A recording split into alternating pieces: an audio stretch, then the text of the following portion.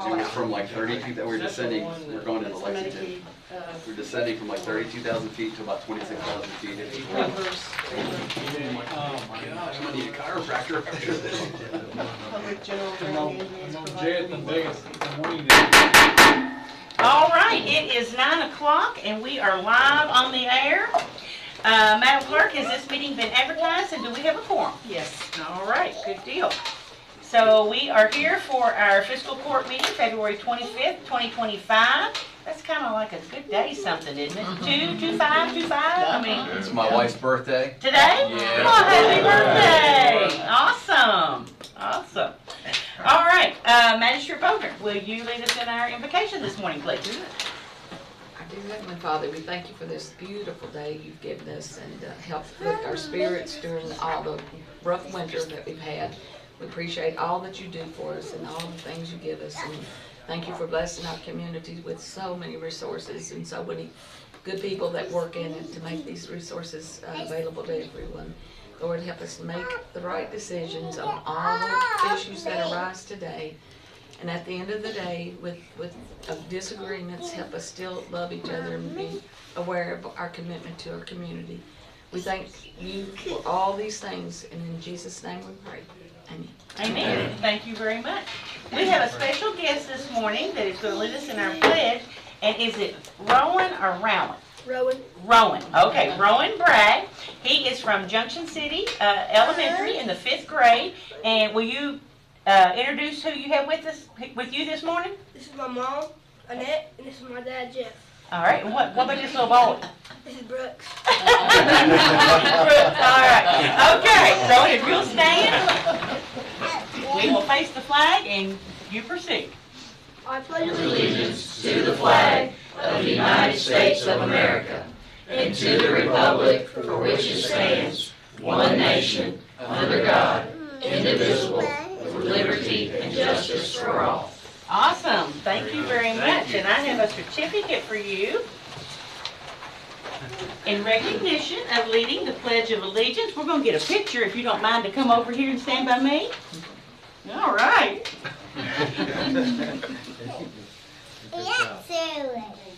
All right. And I'll shake your hand.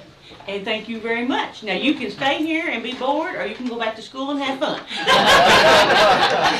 I want to, Magistrate Bodner would like to, yeah. Jeff's on our Junction City Matters group. He's supporting us a lot, and we really appreciate him. Awesome. And Thank you. all the things he's helping us do. You want to get a picture with Magistrate Bodner? No, can I get a better picture without the blind lines going across Oh. the face? Oh. It's not. We gotta redo. Yeah, we gotta do a setup here. Let's get you back some. Yes, right there, yeah. Okay. All right, there we go. You have blind lines all across your face. Thank you. Thank you. Yeah. Thank you for bringing me. Yeah. Thank you. We need to turn on. We have this. Yeah. I love to have the young people in the courtroom. Oh, yeah. Oh, thank you. Thanks. Jason was blinded by the light. Okay. Now we're going to approve our minutes from the February 11th meeting. Make a motion, we approve. Have a motion by Magistrate Cullen. Is there a second? Second by Magistrate Sleeper. Any discussion or comments? Seeing none, all those in favor of the minutes signify by saying aye. Aye. Any opposed, nay? Motion carries. Thank you. Can I bring up one thing? There was a misspelling in it. We done voted, I'm sorry. It says silt fence instead of silt fence. Okay, do you know where that's at? Yeah, we got to see Yeah, that. I've noticed that too. It's in two places. It's down under Jason? No, It would be under brought that up. Rusty. Steve, your comment? Okay, top of the second page, SILT. Yeah. Okay, all right. So we'll make that correct. It didn't like that part. I thought, yeah. I thought Sorry, a good silk call. fence Sorry. would look pretty. You think about that donut? Okay. You get extra cranky all day today. Okay, next we have budget transfers. Have budget transfers of $94,905. Make a motion, we approve. Magistrate Cullen, second by Magistrate Bodner. Any discussion? All those in favor signify by saying aye. Aye. Any opposed, nay? Motion carries. We have cash transfers. I only have 50,000 from the general fund to EMS today. I like Make that. that motion. Only. Well, I'll make that motion. Magistrate Gay, second by Magistrate Harmon. Any discussion? All those in favor signify by saying aye. Aye. Any opposed, nay? Motion carries. Thank you. All right, approve the bills. Miss Elena?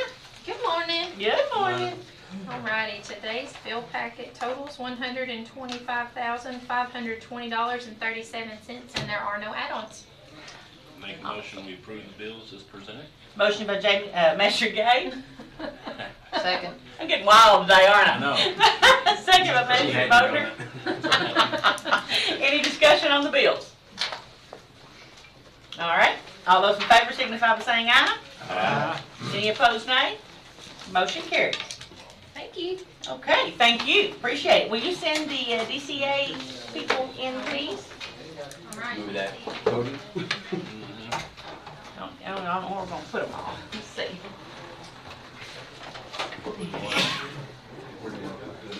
Yeah, let's see. You all come on in and just line up right around in this middle part over here. Welcome, Welcome, welcome. Congratulations. Yeah, just come on around here and. Awesome. Right, looking good. Yeah, welcome. Congratulations. Awesome. All right, so all the students can come right over here. Oh my. Just let the clown go. People just keep getting Okay, so the group that we have with us today is the Danville Christian Academy Boys and Girls Class A Basketball Champions.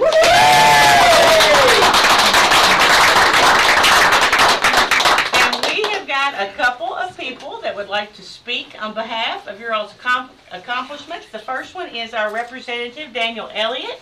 And Daniel, can you hear me?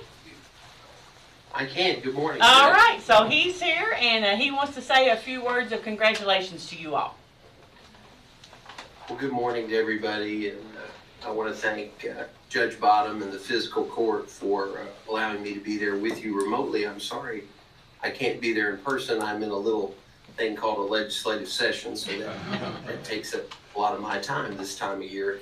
But I do want to extend my most sincere congratulations to DCA boys and girls basketball teams on a historic first-time win of the All-A tournament. And the proclamation that will soon be read that Magistrate Elias has shared with me says it much better than I can. But I do want to congratulate you. I want to wish you well. I know the season is not over, and there's still a lot of basketball to be played. So, you know, I wish you well as the season progresses. Wish you well in a little something called the Sweet 16. And I want to thank you again for allowing me to join you. And you've obviously made the community very proud. You've made history, and we appreciate your efforts both on the court and off the court. Thank you, Well, thank you very Representative Elliott. We appreciate you taking your time out of your busy schedule to be with us and to share that. So, okay, next we have Magistrate Ellis, and he's behind you all in the corner. Good morning, folks. He would like to have some words of encouragement for you all. I am so pleased that the judge honored me to get involved when I saw what you have accomplished so far, and I echo what our state representative Daniel Elliott has said. We look forward to coming down and watching you in the state tournament that's coming up soon. When I call, first of all, I've been very privileged to know your superintendent ever since my wife and I moved here almost 24 years ago. And I know what a fine Christian man he is. And when I called him up, I said, there are a couple things I definitely want to know. And it was a high risk for me because my mother's second son didn't exactly get very many B's when he was in high school. I'll let you figure out who that might be. But I wanted the mission statement of DCA, and I wanted to know, put you guys at some risk, who's the one who followed up my high school? Anybody below B? Don't raise your hand. Your mission statement as DCA, the mission of Daniel Christian Academy is to provide students a Christ-centered environment with academic excellence to help them grow spiritually, academically, and socially. And genuinely, I wanted to emphasize that you are student athletes, and you will hear soon the accomplishments in the classroom. The thing that really hit me on the athletic side was that in a 45-year history, again, you'll be hearing this, of this tournament, no boys and girls teams have won at the same time. So that's, we're all worth it. That's really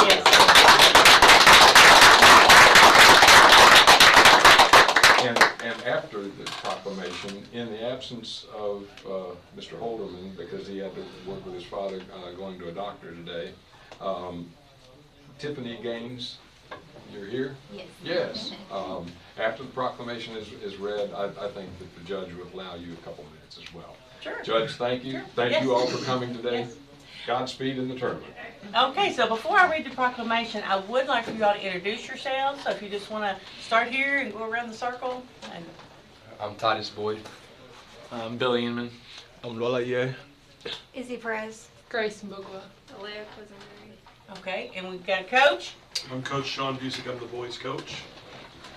Okay. Billy Inman, I'm the girls' head coach. All right, good deal. And then we have Tiffany Gaines. Yes. Okay, director of the school. Okay, and I'm David Lamb, athletic director. athletic director. Okay, well, everyone welcome and thank you all so much. It is a very exciting time to have you all in our fiscal court meeting, and I am going to read the proclamation. Whereas Danville Christian Academy has been teaching, mentoring, and preparing Danville and Boyle County children for the future since its inception in 1996.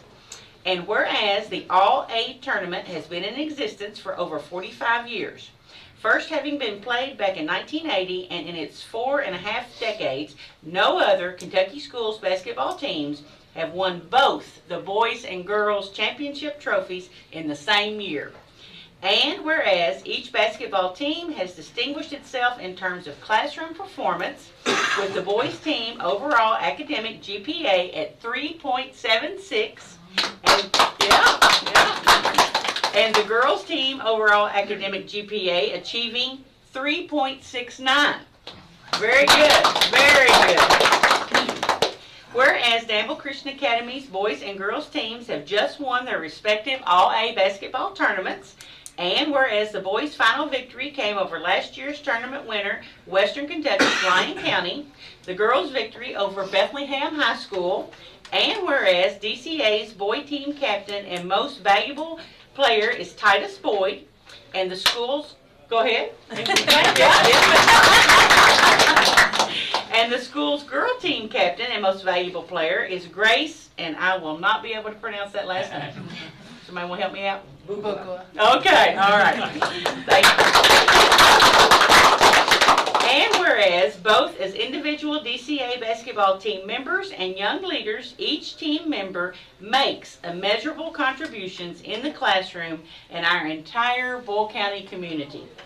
Now therefore be it resolved that in recognition for their extraordinary academic and athletic prowess, dedication, and commitment to Boyle County and the Danville Christian Academy, I, Trilly L. Bottom, Boyle County Judge Executive, and the Boyle County Fiscal Court recognize the Danville Christian Academy's boys and girls team basketball teams for their extraordinary accomplishment of All-A tournament winners.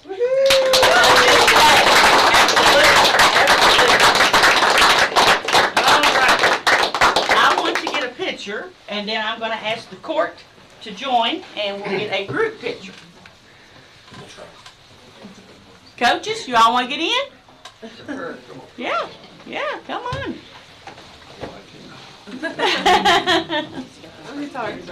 Okay, is this good? All right.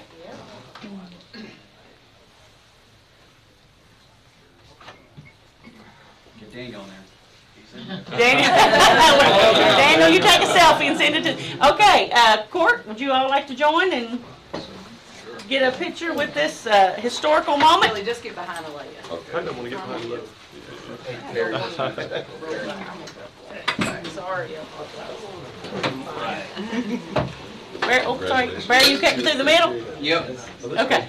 You'll step up just a little bit. They're gonna cut through the middle. Here, you get in the middle. You can come in the middle right there. First row. There you go. Yeah. No. Am I covering? Come on in, Tiffany. All right. Back her in. Okay. All right. And athletic director, come on. Yeah, let's get the whole. Yeah, Yeah, come on, join us. We'll get the whole Calvary. We won't get it.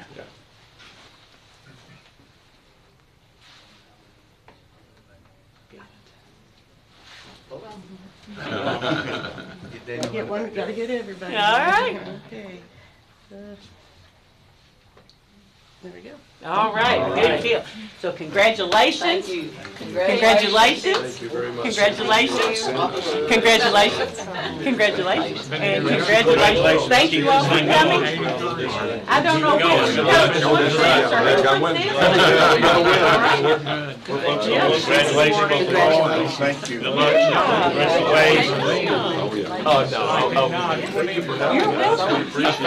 Cross over. Congratulations. Thank you for having us. All right, best of luck, best of luck. Thank you for having us. You're welcome. He's got great Thank things. you. This is exciting. This is really exciting. Yes. Congratulations, good luck. They keep going now. Appreciate it. Thank you very much. Y'all have a great day. We'll be cheering you on. Great job, great, thank you. Bring home the state championship. That's right. Thank you for having us. We appreciate Hey, it. good to be Oh, here. I'm sorry, yeah, we can let you live. Thank you.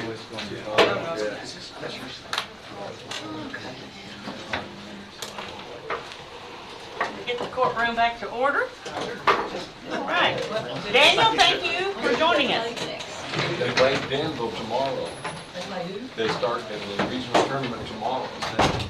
Oh, Danville, they play Danville. Small little town. And later on. Yeah, I know that town. Okay, let's come back together, and we have Public Works Building Maintenance Supervisor Mark Gordon joining us this morning. Good morning. Good morning. Here to let you know we took bids on redoing some windows and doors at Constitution Square. After getting the bid, it exceeded our budget by quite a bit. And A lot. A lot. we're gonna pass on the bid and back up and regroup. Yeah. We're going back up and punt. Yeah. So, okay, so we need a motion to reject the bid. So moved. Magistrate Ellis, for a second. Magistrate Bodner, any discussion?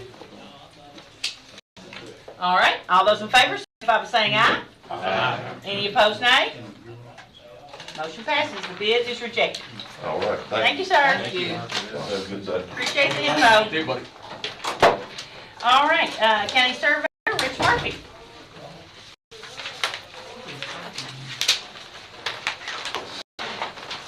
Welcome. Good morning. Good morning. Good morning. I've got, sorry for the late passing out of this. I tried to get it earlier, but running a little bit late getting it. But the one that you have right now is the boundary survey that was completed on the 225 North Stewarts Lane project there. We had originally started off doing it as a boundary survey, then I think it progressed with the Economic Development Authority, where they wanted a little piece subdivided off. But we're still waiting on some data for that to be finalized. So what this is this is the boundary survey of the property. There's no big surprises out there. It was pretty much a straightforward survey. The EDA, I believe, had a survey of that property done on the backside of the larger parcel, so we found all of those pins along that boundary. So that pretty much established that whole back line. The side to the left, there was existing pins in there. We found those, and they all work with the deed. Everything matches good with the deed. We did set a pin on the front corner of the next to the Commonwealth property there. So that one was set there. And we did set one. There was 2 tracks that basically the deed has for that that property. And what I did is basically combine them two, because the one property line runs down the middle of one of the buildings. So it's kind of a consolidation boundary and a little consolidation, and I came up with one new legal description that covers the whole tract. So that way we get a good acreage for everything combined, so that when that piece is subdivided, we've got a starting acreage to kind of, a good acreage to subtract from. Okay. So, any questions on it? There's, like I said, there was no big surprises on it. The only thing that I did notice was just along the front side of it, the right-of-way curves of the road, and some of that little fence is over into that right-of-way a little bit. Okay. But that's not surprising or anything. That's fairly common, that fences kind of go over, but I did want to just point that out, that chain link fence along the front side does go over that boundary. Okay. And that's easy to happen when you have a curve running along the road, and you just have the fence going in a straight line. Yeah, you're trying to Kinda square it cuts off. They kind of square it off. Okay. Richard, do we know if the previous owner had title insurance, and do you recommend that we get it? I don't know if, I don't know if there was title insurance done prior to that. I haven't, from what I've looked up in the deeds and everything, I didn't find any records of the title insurance, so. No one ever challenged anything? No. Okay. Thank you.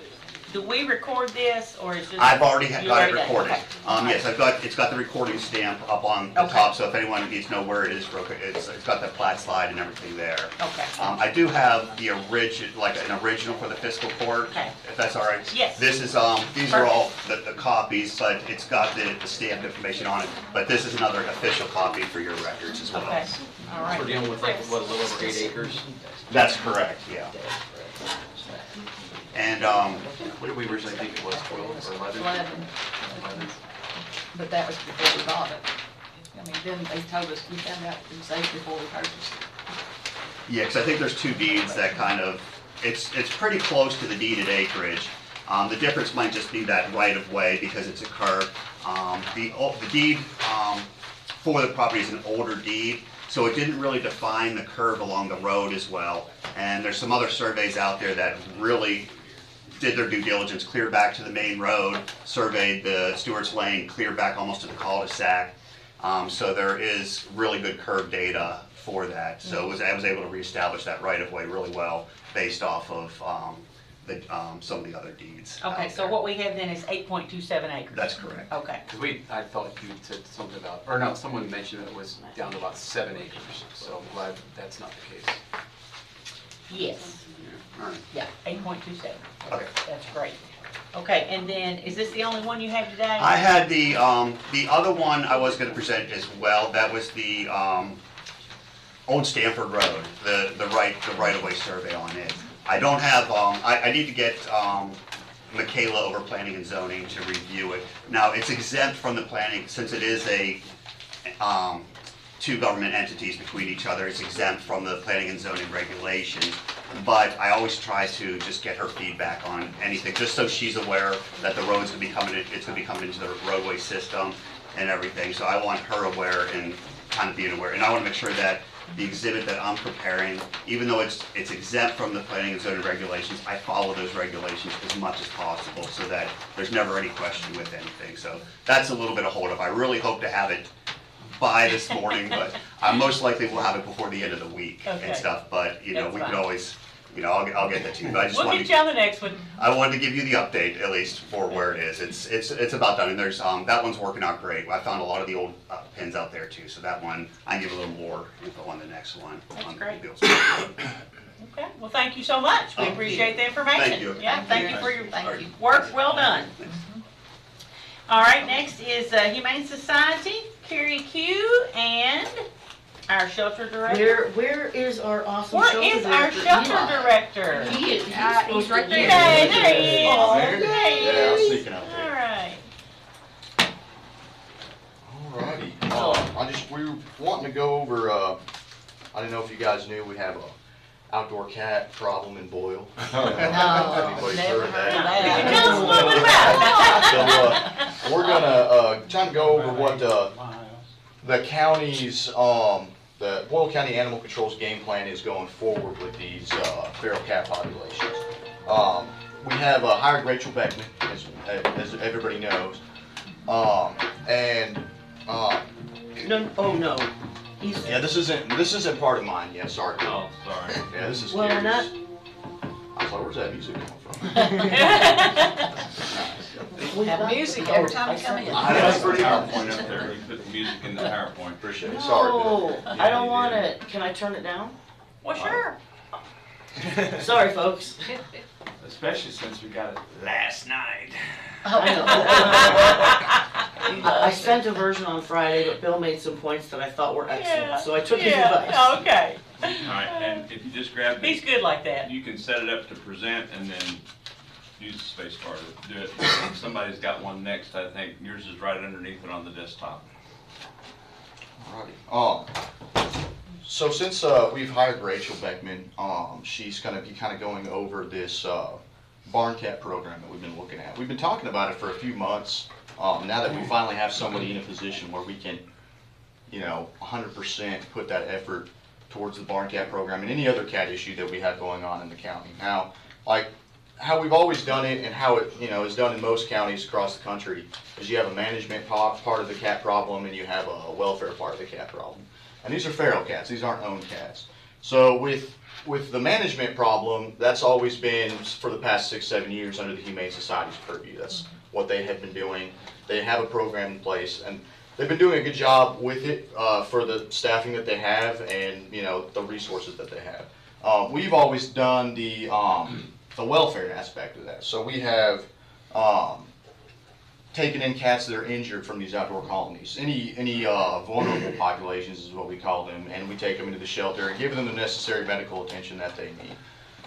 We've been doing more of that in the last couple years. It used to be our only option was pretty much euthanasia for a lot of these cats.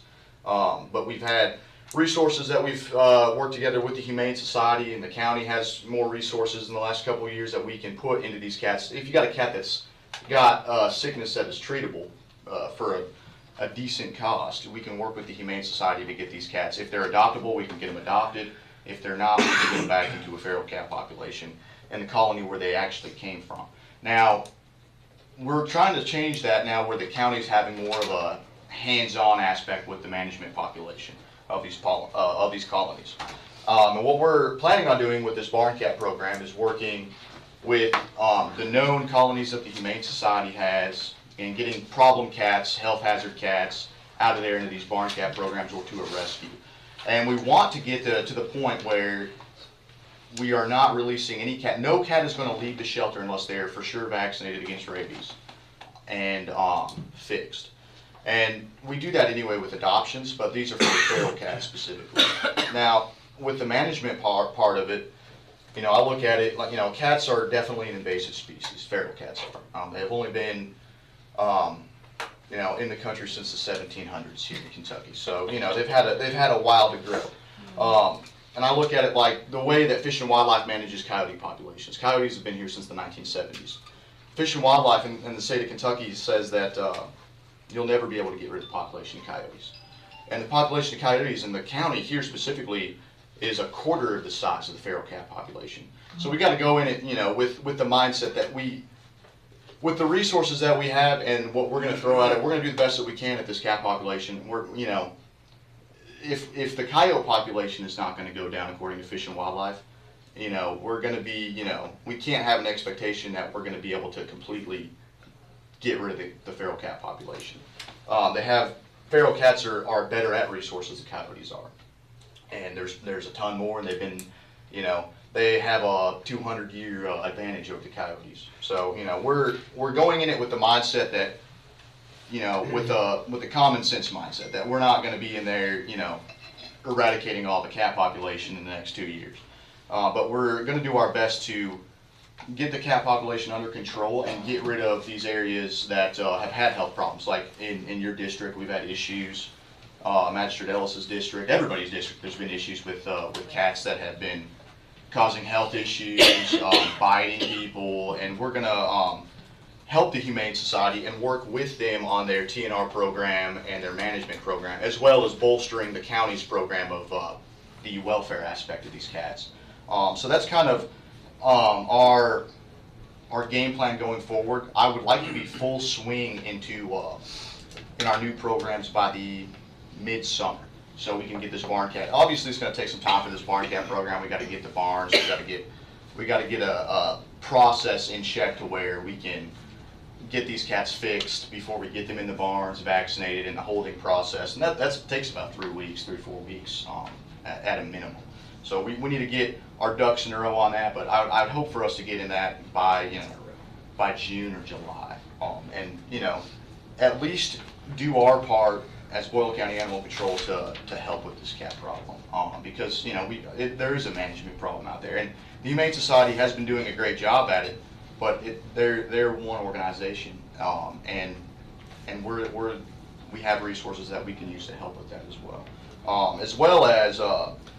As you guys have seen with our Facebook, Rachel's done a great job promoting stuff on Facebook.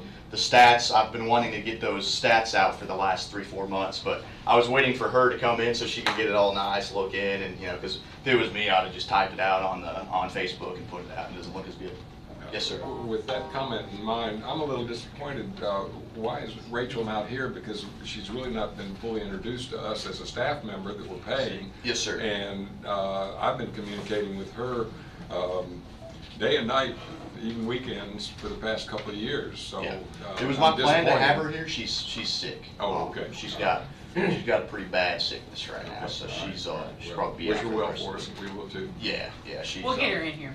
Yeah. My plan was to get her in here, introduce her to everybody, kind of, because obviously this is kind of her project that she's doing with the Barn Cat program, and she knows a lot of the connections and the ins and outs on that more than I do. And she hit the ground running too. Yeah, she did. Yeah, she started before she was hired. I mean, I called her on numerous occasions. Yeah. She's been doing this for a while. Yeah, and that's why we're glad to have her on, because she has these connections that that's right. Organizations for rescues and stuff for cats, and that's kind of been a thing since I took over to mend these relationships that our agency has kind of not had good relationships with, and get them together and work together with all the animal welfare people in the county, and not even just the county but in the state. And I want us to get, because if we lose one person, that's a massive resource that we don't have as a county. In terms of the nuts and bolts, how much input is in that document from Rachel specifically? In the document, which document? The plan. She's the one that is over the. I have her in charge of making this cat policy. But was she front end, blank sheet of paper? Was she involved in that? Yes, sir. Yeah. We had a meeting with the Humane Society. She was there, because this is new for us, and I was waiting for her to.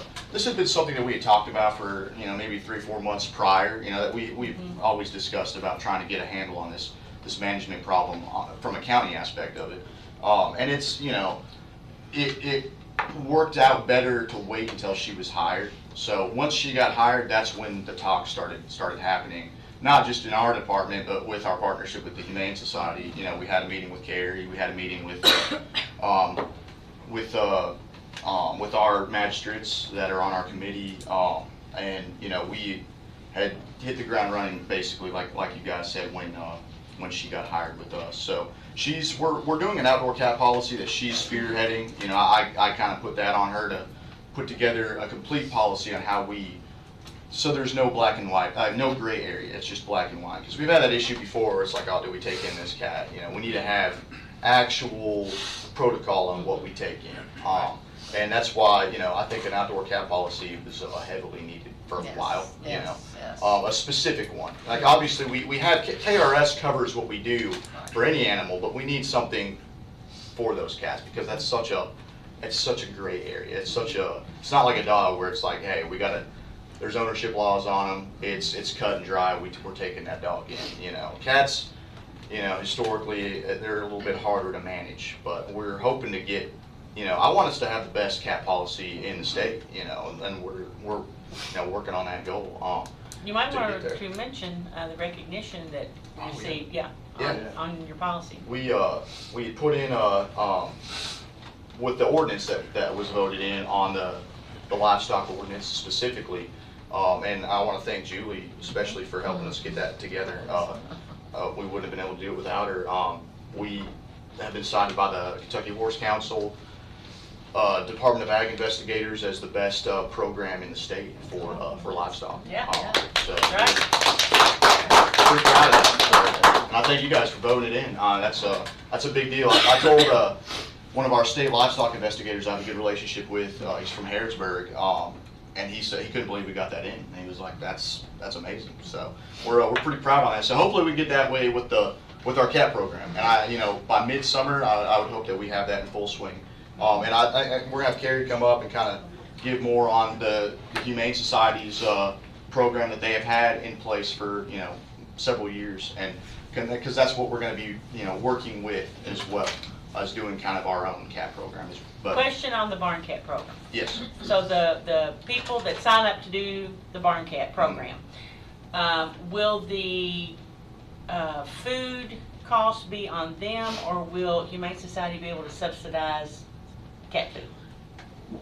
We should be able to still Help. cover. I mean, we're gonna cover the vaccinations, spay, neuter. Yeah, okay. We can certainly take care I of just it. I didn't know if that had even been discussed or. It hasn't, but Okay. you asked, and I'm gonna give Yeah. that answer. How's that sound? Okay. that was, yeah. All right, good deal.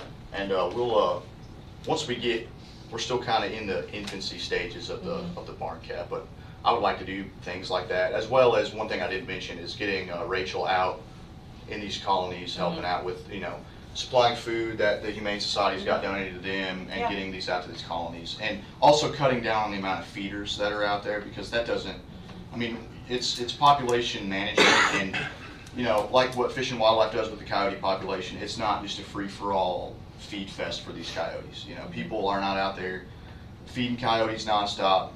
We can't have 40 people in one colony just feeding these cats. It just doesn't promote a healthy ecosystem there. It spreads disease, and it's a mess. So that's another thing we want to get out with responsible cat ownership, because that's a big thing that a lot of conservation agencies talk about, that they see an issue with wildlife management as well, that the cat ownership responsibility is not very good. So we need to, and obviously we can't regulate that with enforcement, but we can educate with Facebook and with Rachel going out to colonies, kind of getting an idea as well. How do you know where they are?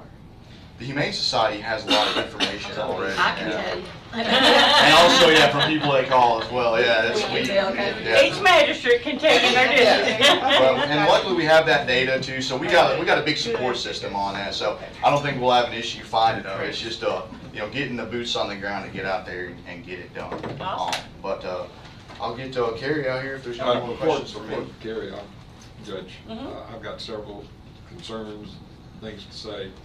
I'm a dog guy, 3 years old, pestered by folks, so finally they relented.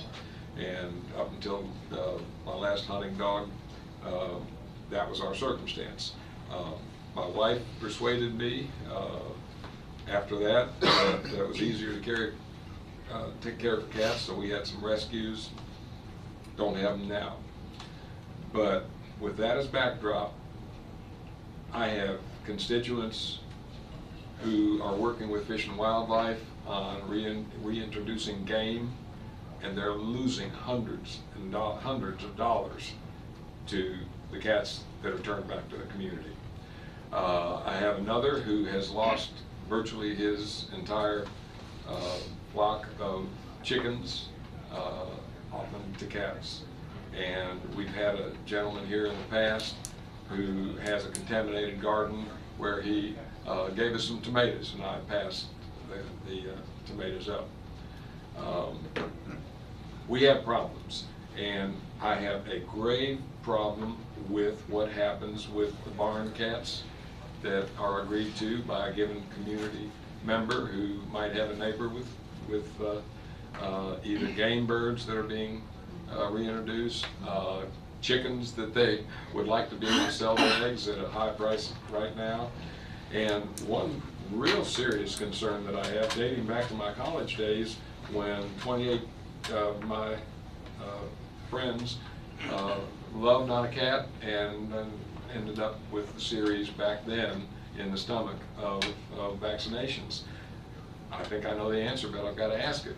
What do we do after that first vaccine wears out? Do we go out and round them up and say, come on in, we've got to give you another shot? Obviously not. So these are very grave concerns, Yeah. not just in my district, but I think you'll find it in every area of Boyle County and beyond. Oh, yeah, yeah. It's I have no it's a good problem solution. everywhere. Yeah, it's a tough issue. Like with the vaccination thing, the vaccination process, in my opinion, for these cats would be for the spread towards other animals. So you know, if you get cats that fight with each other, that get bit by other wildlife. So if a human gets bit by a cat, we have a very good working relationship with the Boyle County Health Department. And I think there's only been one time that we had not been able to catch an animal, and the person had to have rabies. We actually just had a case the other day that I was working with the Danville Police Department to find somebody that owned an animal that was bit. That it was we worked 3 days on that to try to find. So we saved the person $13,000 of rabies shots. The shots, the way they give them are less painful than what they were back in the day, but still it's not fun and it's a big price tag. The management with the rabies vaccination, when we get them out, would just be more so for the spread within that cat community and the spread to wildlife. Year 2. What's that? Year 2. Yeah. That little feral cat has gone beyond the vaccination. So what are you doing year 2? So most of the time, those cats, they're going to be continued to go through the system, right? Like we get a lot of people that bring in cats to us that are healthy, and that's a thing that we had a big staff meeting about. We'll have people that bring cats into us that show up to their property, and that's our goal. Is because prior we haven't had anything there was nothing in the works to get these cats vaccinated. Because we didn't have the means to do it. I mean, because you have to have a holding period, we can't vaccinate them there, and we would like to get them fixed and vaccinated. Obviously, we're not going to get them all vaccinated. I mean, that's just the sad fact of it, and I agree with you. Cats have had issues with wildlife in areas. I know, like there's the quail reserve, like there are issues with quail, habitat loss. I read a big article that came out, a study that came out this year about eye infections that these quails get that are spread by manure from cows and such that eat away their iris. So there's a lot of issues. Cats are definitely a massive problem in that. And just like I go back to the coyote management, I know they're called population pressures is what they do. So with coyote management, they have population pressures on these coyotes, and we can't put those same pressures on the cats. There's even nighttime shooting of coyotes. And that's what I mean by that. Yep, yeah, and it's legal because they're qualified under state law as an invasive species. So we can't do that with the cats. And a lot of these feral cats, they can't get adopted out. And this program is the best feasible program currently that the county can implement. And this is better than the county not doing anything. I agree. And this is a first step. If we can find something down the line, because I'm not bound to any one school of thought on this. I've studied multiple over the last, getting this together to present to you and to put this barn cat program. I'm not just going off of what the Humane Society has told me. I'm not just going off of what the state of Montana has told me. I've looked into a bunch of different programs. This, for our county, for our budgeting, for our department, currently is the best solution right now. Down the road, I would like us to be able to do more hands-on work. But when you have feral cats that are not going to be able to go into homes, the barn cat program is a good first step, because at least we know where they are, they're getting vetted, and if they're in a problem area, if you have an issue in your district, that's what this program is going to be implemented to help. We're not just going to dump a cat in somebody's barn that's next to another problem area. Some guy's got a garden next to it, or some guy's got a wildlife preserve next to it. We're not gonna do that. I mean, even like under the migratory bird trap treaty, I mean, you can't really dump cats into wildlife preserves anywhere or migratory bird traps. So I mean, we're not going to do that anymore. Could you research 2 things for me? And I hate to ask this question. Out of 120 counties, how many of them still will euthanize cats? And secondly, in those preserve areas, the Mississippi Flyway in western Kentucky, Central Kentucky has a significant population flying through, and Eastern Kentucky as well. See if any of them do or do not euthanize cats. Yeah, yeah. I'm not suggesting we do it, I'm just saying we have a very serious problem. Yep, yeah, it is, and that, you know, it's a complex situation. I'll look into the counties that have those big preserves and such, that because, you know, a lot of and it definitely depends on the area too. So a lot of areas have specific needs that they need to be met, and in some cases the Federal Fish and Wildlife Service has got involved in cases in Florida.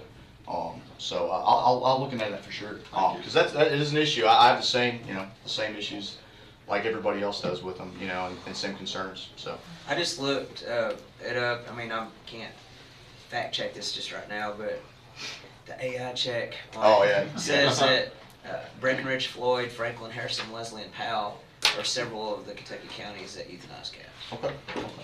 We'll look into them, because like I said, I'm all for looking at, you know, other programs and such that can help us out on the flip side of what our counselor has just reported, statute passed either 2 or 4 years ago that if any of us were to euthanize a cat or a dog or other domesticated animals, we can be prosecuted. So I mean, there's a dichotomy here, and a, you know.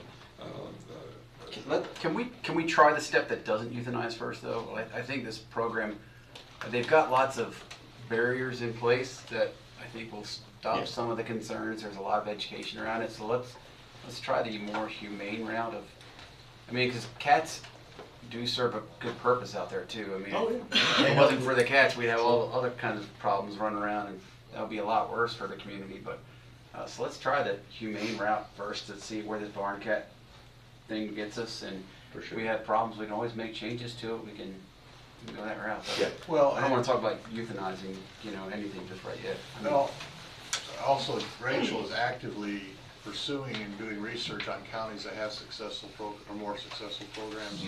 So she's actively pursuing those and getting more ideas all the time. So this is an evolving thing. Oh yeah.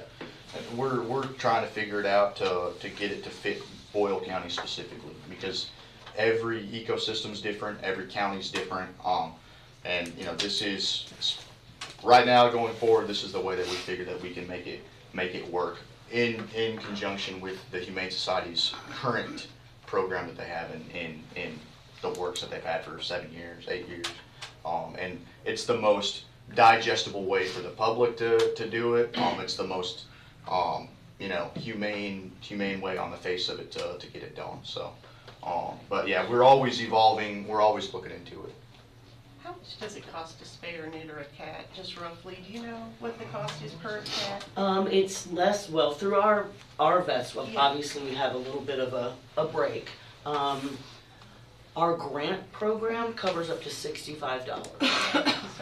And most of our vets comply with that, you know, are willing to do that. And we supply vaccines to a couple of the places too. But. So that kind of, when I talked about a spay and neuter stipend, you can kind of get an idea of how many you could get done for $65 a cat. Yeah, you can get quite a bit done with that, yeah. Plus with the vaccines, and that's huge, you know, especially, you know, if you have, you know, like we've had some rabies cases in surrounding counties. It's a good thing to at least get done, even though it, you know, like, you know, the rabies doesn't last forever, the vaccine, but it's a good preventative step to get in there, for sure. Any other questions or comments for Elias? Well, I would just, on the education part, I would just like to go back to one of the things that was enlightening to me, and that is the fact that I think people, through good intentions, want to feed cats that are hanging out in their backyard. And can you, I mean, basically go over that in plain language? I think you kind of passed over it real quick, and I just think that's a big part of our education for the community. Yeah. So like with the feeding, you know, and we spoke with it in our committee meeting. You know, if you have a ton of people feeding these cats, it's all you're doing is giving them more nutrients to supply breeding, to supply a healthier population. Like in bobcats, they have a very similar ecologic makeup that the regular feral cat has. So the only difference is that the feral cats are going in colonies. So they have the same hunting strategies, they have the same patterns, they have the same behaviors, except that the feral cats are going in colonies. And the more feed that you're dumping into these colonies, the more they're going to breed. And the more people that you have supplying nutrients and feed to these cats, the more you have other cats that are going to come into that area, because a cat doesn't go into an area just out of nowhere. I mean, they know what they're doing. They're not dumb. Just like a bobcat. A bobcat will be in a specific area because he knows he can survive in that area. And that's why these colonies explode, because you get, people are like, oh, I had this random cat show up, somebody dumped him. More than likely that cat showed up because he knows that he can survive in that area, and that there's multiple food supplies, there's shelters for them. So if we could cut down on that, that is a massive cut. It's a population pressure, just like with coyotes. There's population pressures on coyotes. That's kind of one I use a lot for a comparison, for an invasive species comparison. And with cutting down on the feeding, you can cut down on the breeding, you can cut down on the population skyrocketing in those colonies. To a point. I mean, obviously you're not going to stop the breeding completely, but it will cut down significantly. By trapping and spaying, neutering, and then returning them back. And it's not just, and we're not just doing just the trapping, we're doing the feeding as well to help with that, so. Elias, thank you for your leadership. We appreciate you and the job that you do, and the relationship that we have with Humane Society, and you've been very instrumental in getting this whole relationship back on track, and so just want to say publicly thank you for what you do. Appreciate it. Appreciate it. Thank you. All right, and next we have Kari Q. Hi, thanks for having us today. I would like to dovetail off something you said, Truly. Working with Elias has been a pleasure. We communicate effectively, and if there are concerns, we address them immediately, which of course makes a huge difference in operations, and also, the vibe of the shelter with the Humane Society staff and with Elias's staff. So I think that's important to note before I get into this. And I also would like to mention, as Elias said, I think Ms. Beckman has stepped into her role quite comfortably. Again, the social media, I think, is going to make a huge difference.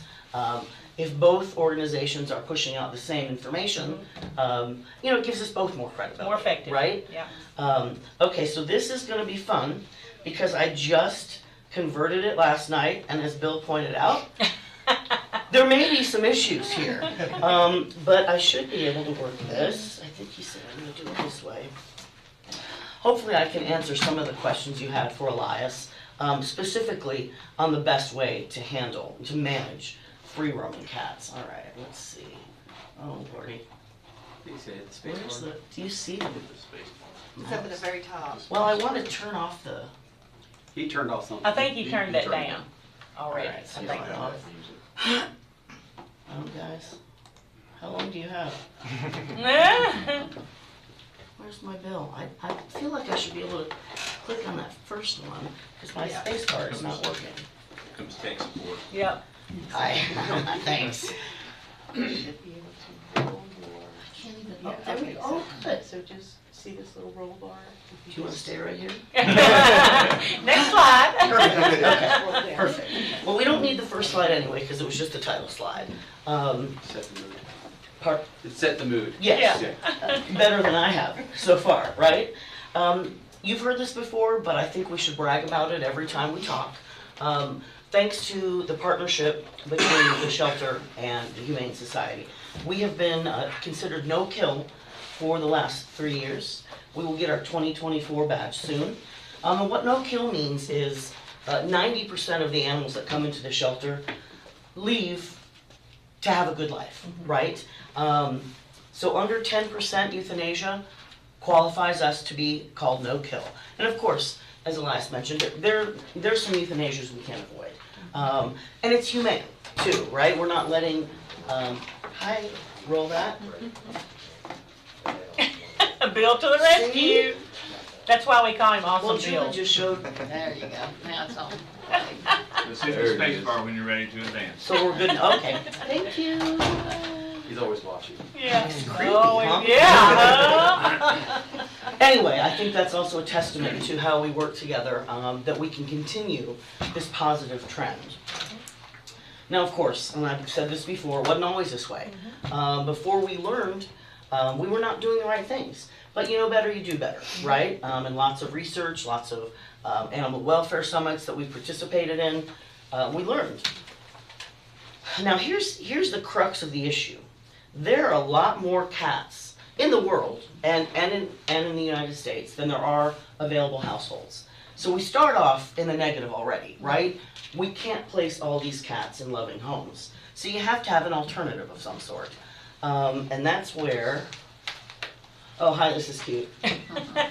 Yeah? Yep. All right. So the point is there are a lot more cats than there are people to care for them. This is where we get into the nitty-gritty. The Peter J. Wolf and Francis Hamilton Managing Free Roaming Cats in the U.S., an object lesson in public policy and citizen action. That's a lot of words to say. They did a lot of research and came up with the only three ways to handle free roaming cats. Now, of course, the first one, nobody wants that. Now, you do nothing and nuisance calls goes up, disease spreads, you know, your community immunity drops, and of course, it puts a lot of stress on shelters and rescues to try and figure out, you know, why won't somebody do something? Well, we are, but like Elias said, it's, you know, it's going to be a fluid thing. We get better as we go along, but people don't like it when there are a lot of cats roaming around, and we are well aware of that. So now we did talk a little bit about euthanasia, and you know, the biggest problem with trying to eradicate a cat population is cats don't recognize borders, right? So they, you know, they'll travel from community to community, so that in and of itself makes it challenging. It's extremely expensive because you're dealing with staff, you're dealing with you know, the cost of euthanasia, and those resources are just really a waste. It is not good for shelter staff to have to euthanize 60% of the animals that come in. I mean, it's heartbreaking, and it does bring you down, for sure. It also takes a really long time. Like Elias noted, cats know where to find their resources. And they're not going to listen to us, and again, they don't know the borders. So it upsets ecosystems as well. Certainly, there are challenges with cats being an invasive species. When you eradicate them, though, other things happen. The rat population grows. There are several issues. Again, disturbing the ecosystem is going to mess things up along the line somewhere. Doesn't mean we don't do anything, right? We just have to be cognizant of the fact that no matter what we do, there will still be, you know, it's not perfect, unfortunately. So, trap, neuter, vaccinate, and return to home was determined to be the best way to handle free roaming cats for several reasons. Number one, again, if you're vaccinating and fixing them before you send them back out, population growth is curbed, community immunity is strengthened. The program is endorsed by many reputable and valued national organizations, including the National Animal Care and Control Association, which is something obviously that our shelter staff follow as well. And it makes people happier to see that we aren't euthanizing animals, to see that we are doing something. And again, no matter what we do, we're still going to have challenges. But like Elias said, you got to start somewhere. And the Humane Society's Trap, Neuter, Vaccinate, Return community cat program has been very successful. And I think it's going to get a lot better now that we are going to collaborate closely on how to approach things. I'm really excited that we are putting the barn program together. As Elias touched on, Cody, our cat guy, obviously, you know, for the last 4 years, has been in the community. He knows where the hot spots are, just like you guys do. So we're going to rely on him to provide the information on where we have the most trouble, and try and place them. Also, again, echoing Elias, it's still going to take us a while to get it together. And he touched on the point that, you know, we're not just, you don't just fix a cat and put it in a barn. It takes several weeks. The cats have to be contained, so they get used to their new environment. And that's asking a lot of some people, you know, to keep cats in their barn for 4 weeks. I mean, it also is gonna require follow-up. We don't just put them out there. We need to check back and make sure that, you know, the colony, the groups stay healthy. We understand that. Yeah. So you've got a dozen cats already in a barn, or maybe there's a maximum that you'll put in a given barn. Right. And then you introduce another one. Is that one caged for a time? Right. Get used to it? That's exactly what I mean. And you mentioned the groups. We are going to require people to take 2 or 3 cats, so they have their own group for the barn. Caged side by side? 100%. For a period of time? Okay. The suggested amount of time is 4 weeks. And again, that is just to make sure they don't go right back to where they came from, because they're really smart, perhaps smarter than us, in a way. So the barn cat program, as we develop it, again, that's going to be fluid. But the way we have it right now, Chuck and I and Cody, Chuck is my cohort at the Humane Society, put together a little form, and we're not going to ask people if they want us to move their cats. The goal is to find the places that need the cats, and then Cody will work with Rachel. Cody will determine where we need to pull the cats, and then Rachel will be helping on the back end, as far as, you know, getting them settled into their new homes. I think that we're going to work very well together on this. I'm excited about it because, again, as Elias said, we've been thinking and talking about this for a long time. It's just a matter of having, you know, the right resources and staff. So I haven't mentioned this to you or Rachel yet, but I think perfect pest control would be a great Thank you. What is wrong? Exactly. So, you know, again, trap, neuter, vaccinate, return is widely held to be really the only humane and least expensive and publicly accepted than obviously eradicating or doing nothing. All right, so this is one of the things that I made some changes to the presentation, so you're going to see one more slide that's a mess like that. Anyway, in 2019, that's when DBCHS began the Trap, Neuter, Vaccinate, Return program. And you know, you're not going to see immediate results, obviously, because that takes a while. But in the last 5 years, we've done, I think it was 2494 outdoor cats. And keep in mind, this is not our adoptable cats. I remember last year, that was the year we got the grant, because I remember the slides yes, being up there. yep. It all kind of began with PetSmart in 2018, and then we officially at the end of 2019 began utilizing. Correct. And again, this only counts the outdoor, the free roaming cats. We obviously vaccinate all of our adoptable cats and kittens. So I think that was probably 150 last year. And of course, we can't do this without community members. Most of these cat care, well, really all of them, are invested, and they really care for the cats in their community. So, yeah, I don't know. It just went away. Sorry. Okay. Can anybody tell me where I was going with that? Well, and again, it's going to, when you do it for free, people are much more likely to take advantage of it, and they do, which we couldn't do it without our veterinary partners or the folks in the community. So how's it working out for you? Well, it's working really well. There's a direct correlation between how much spaying and neutering you do and how much you have to euthanize a cat. So when we are spaying and neutering and vaccinating, that also helps us have healthier cats, which means we're not going to have as many calls about ill and injured. Again, that's never going to go away. We're always going to have the calls. But if you can limit them, you know, we got to start somewhere. And again, this is a very clear picture. You know, in 2015, we were euthanizing more than 700 cats. And that is just, I mean, it makes my stomach drop. Again, we didn't know back then. It's not like we were trying to do something bad. But look at those numbers. It's incredible, absolutely incredible.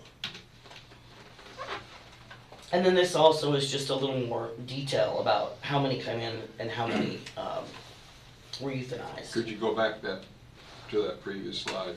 No. No. No, please just go for it. Well, I'll tell you what, I am going to send the PowerPoint to all y'all. All right. What I saw is a spike where it went way down, and then all of a sudden last year it means the population's growing. No, what it meant was, unfortunately, we were bringing in cats and kittens that probably shouldn't have come in. I don't understand that. Well, there was just different shelter leadership. So some things were being accepted that probably weren't supposed to come into our shelter. Just to kind of put a, I'm not really sure how else to say it. You can speak freely. The previous shelter director was making decisions that were not appropriate for our community. I mean, we took in way more cats, so that's where you're gonna see the spike.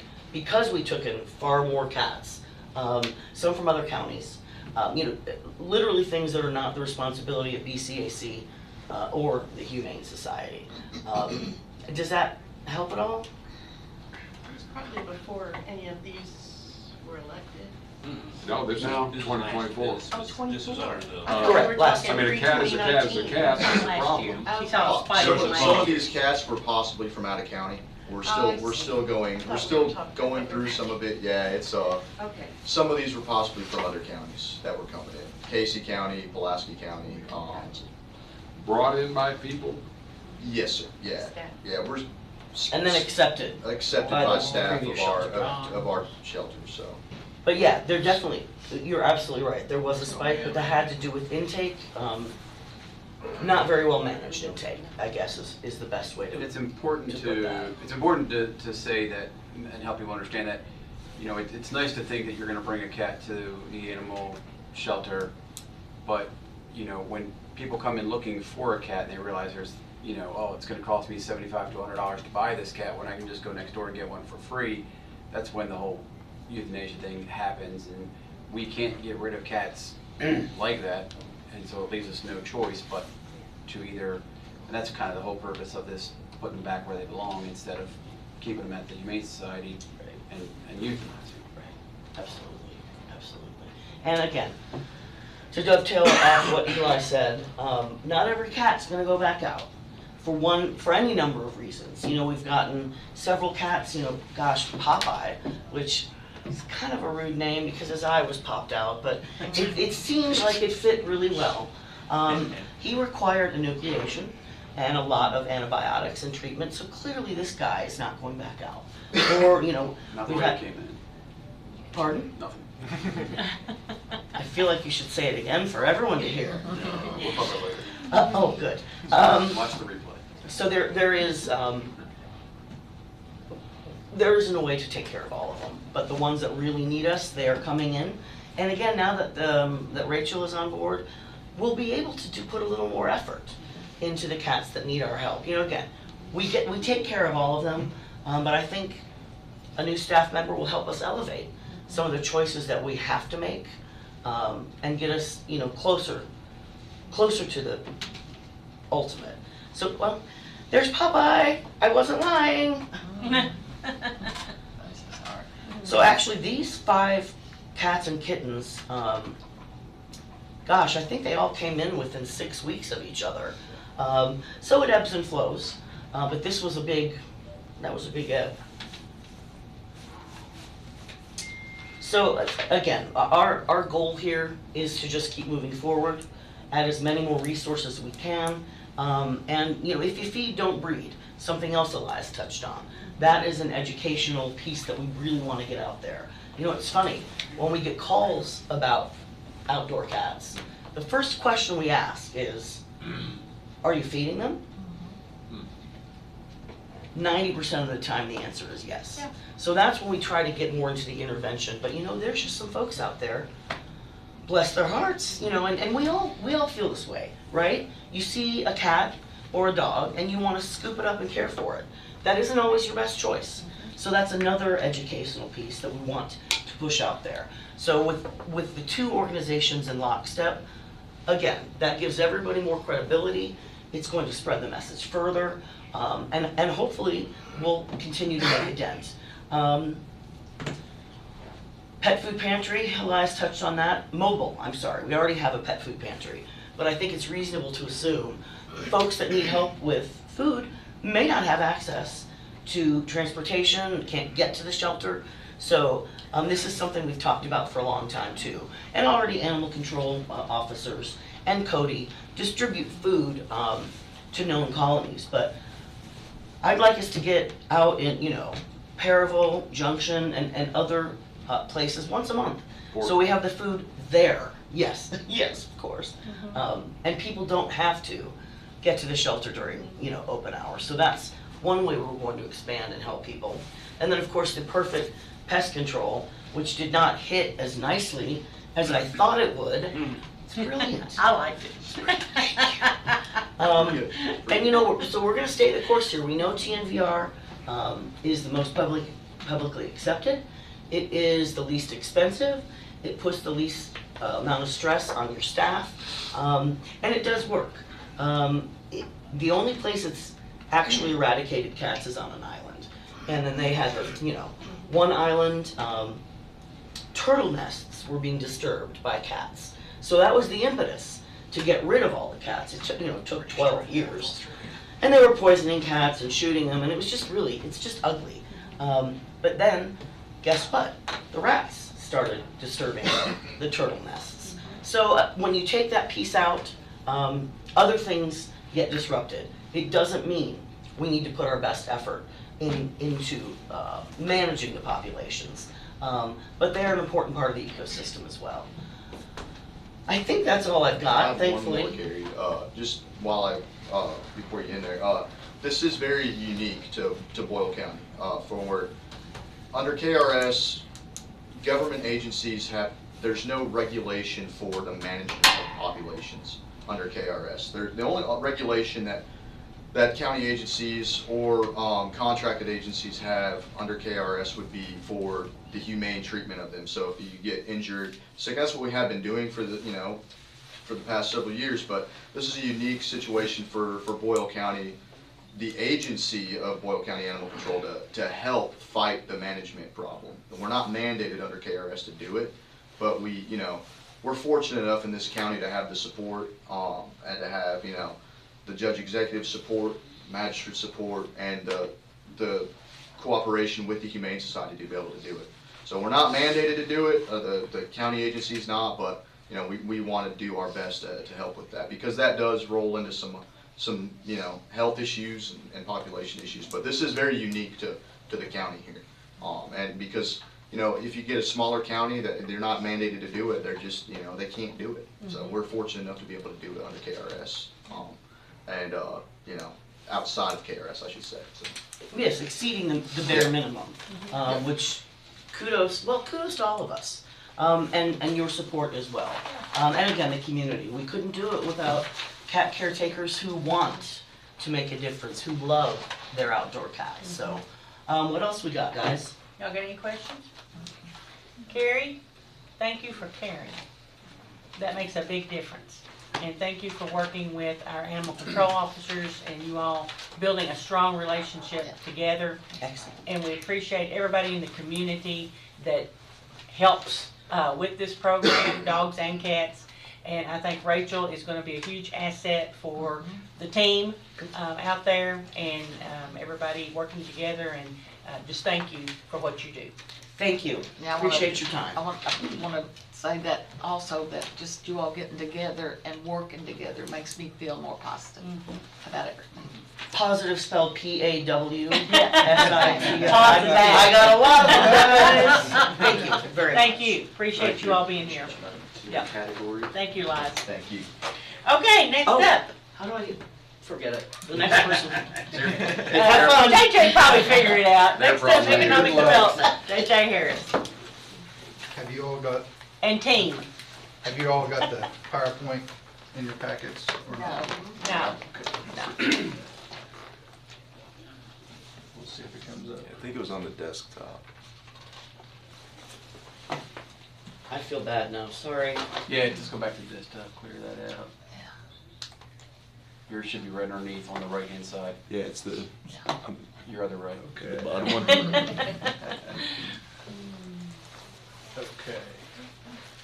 Judge, magistrates, county attorney, staff, thank you for allowing us to come and give our updated presentation. As you know, I'm J.J. Harris. I'm the president and CEO of the Danville Boyle County Development Corporation, and we are the staff for the EDA, Economic Development Authority, and the Boyle County Industrial Foundation.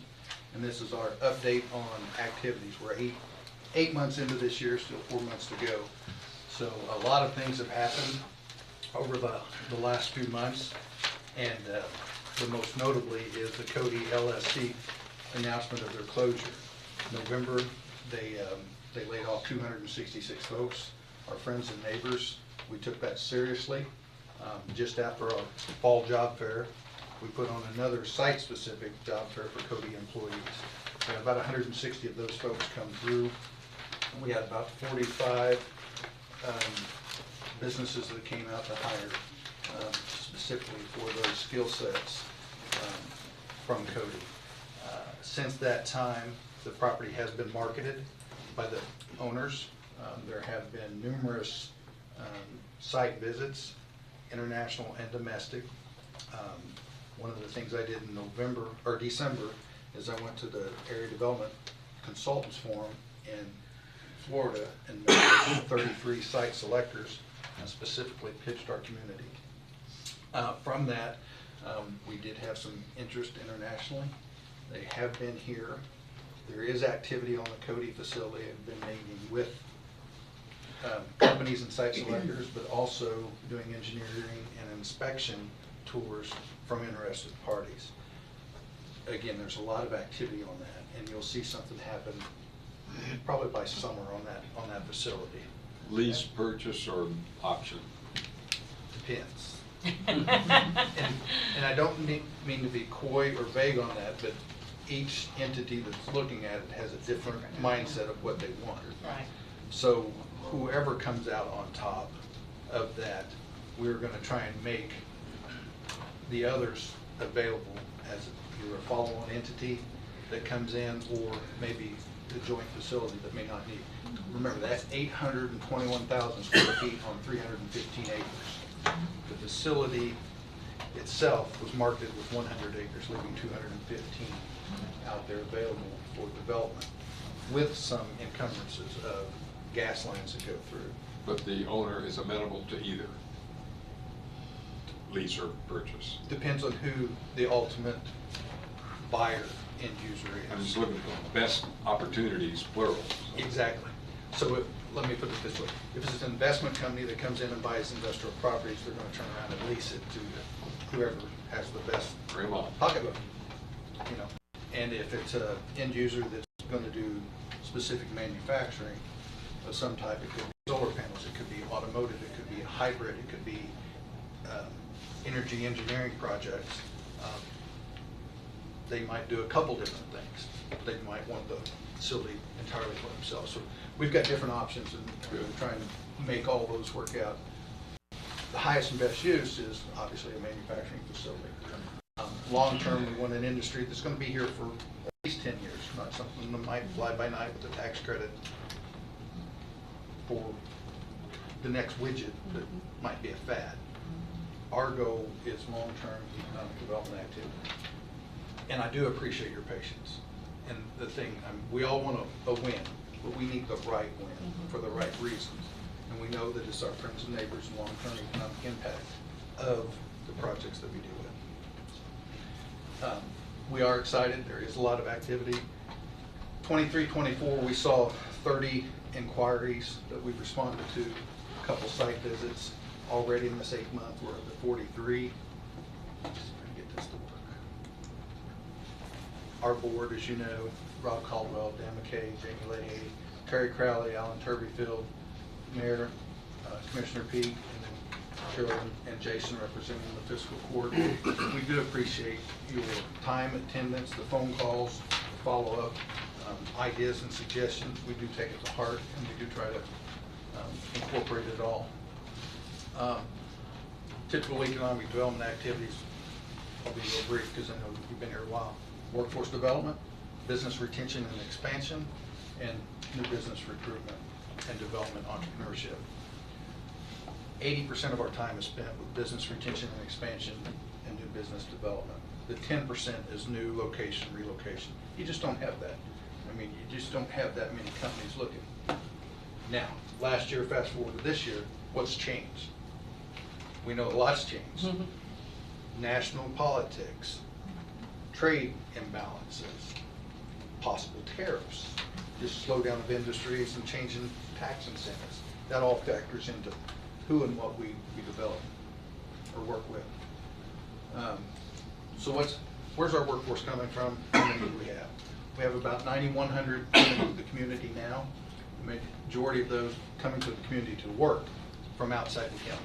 That's important. So about 1,630 of those coming from Lincoln County. We export about 1,376 toward Fayette County each day. These slide presentations will be available for anyone who wants them afterwards with the general public, not proprietary in these. That's why I can do it with the public. We'll also give these updates to Rowen and Kiwanis and other groups. But so we send some out, we send some in, but overall, Boyle County is an economic hub for the surrounding counties. You know this, the size of our industry, bar none. There's not another county on this that has this much industry or pulls this many people in. Pretty proud of that. That's from the hard work and dedication from the forefathers and mothers that settled here. Absolutely. So we're excited about all the opportunity. Let me go back up one slide. Back to the very beginning. I forgot to mention. As you know, Luca Mariano's distillery on the other side of town here. Their first barrel was produced January 14th, 2025. They're on 500 acres. They're just getting their feet wet in the bourbon business. Is the industry slowing down? Yes. You've heard rumors there's overcapacity. They're developing, they're growing. Aged bourbon is good. So it's going to sit a little while. It's going to age. It's going to be a better product, but that's part of Kentucky's heritage. I'll go back down. Some of our administrative operations, I'll let Josh talk about. And then I'll be followed up by Harold, and then I'll come back up. It's a note on some of the things that have changed. We counted up around 43, that's a conservative number of new projects that we've been working since July 1st. Compared to 12 months of last year, we counted about 35. So we still have 4 more months to go. We've been busy. So those are leads coming from the state cabinet for economic development, site selectors, sometimes businesses directly. It's largely industrial manufacturing or other industrial projects, but it also includes some of the retail, franchisees, things of that nature, kind of across the board.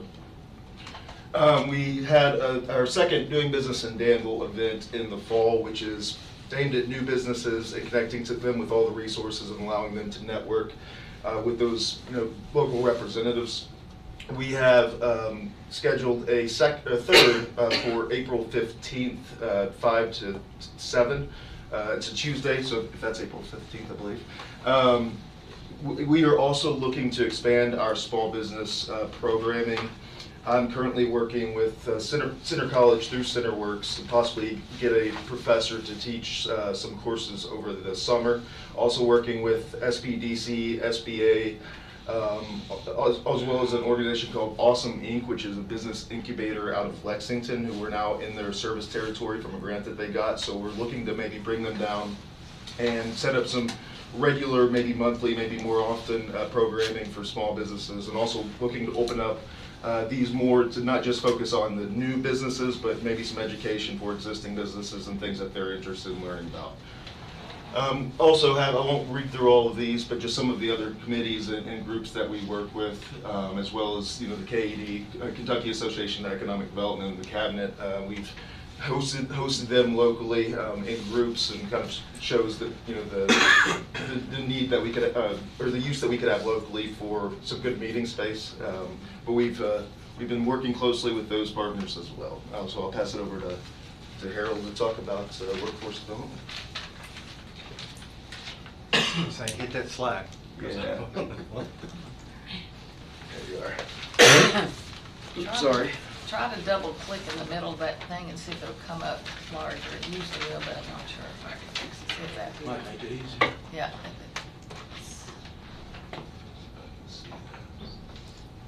Yeah, Just like there in you the go. office, use my tech. Yeah, use a tech. There you go. There we go.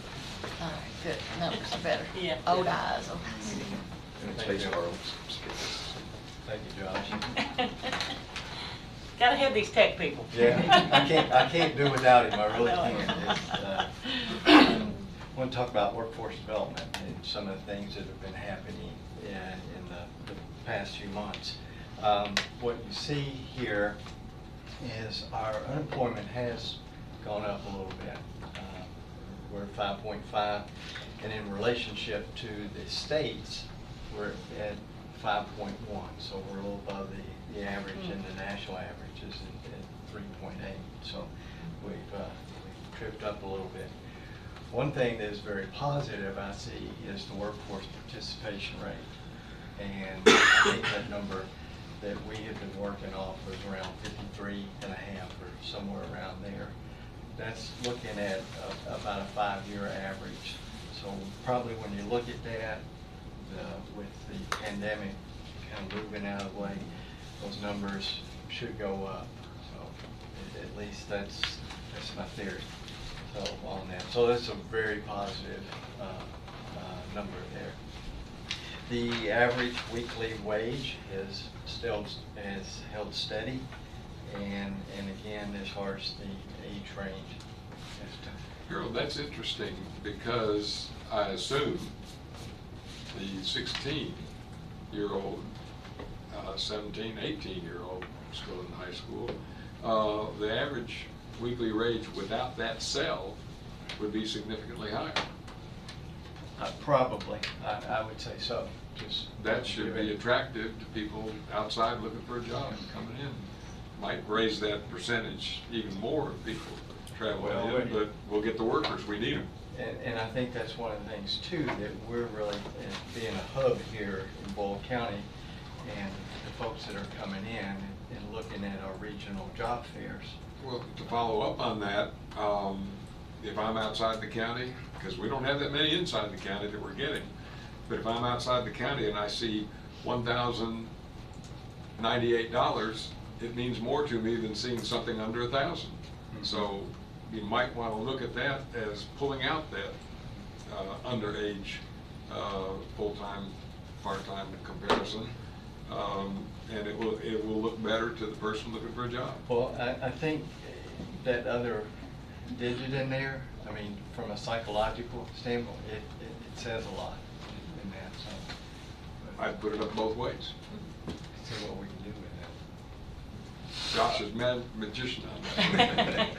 See, there's my tech man. And saying that too, and looking at it as far as our regional job fairs, next month we'll have our 5th one. And if you look at our numbers here, as far as the number of vendors, hold steady.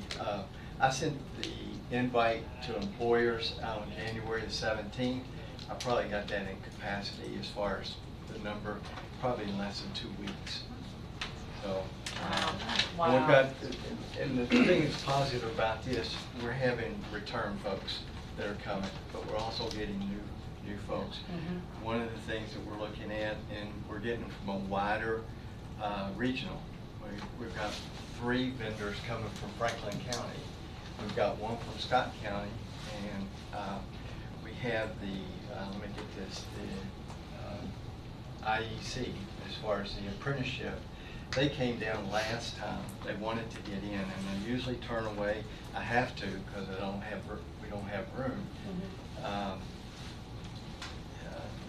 Probably about 8 to 10 vendors each time. Mm-hmm. But they came down and they said, we want to be a part of this. And as far as the apprenticeship program, that time, you know, we had 130, 140 students, high school students come in that day. So we want to get them back in there and build the pipeline and keep our folks as far as here in Boyle County and to create that opportunity for them. So those are some things that are very positive.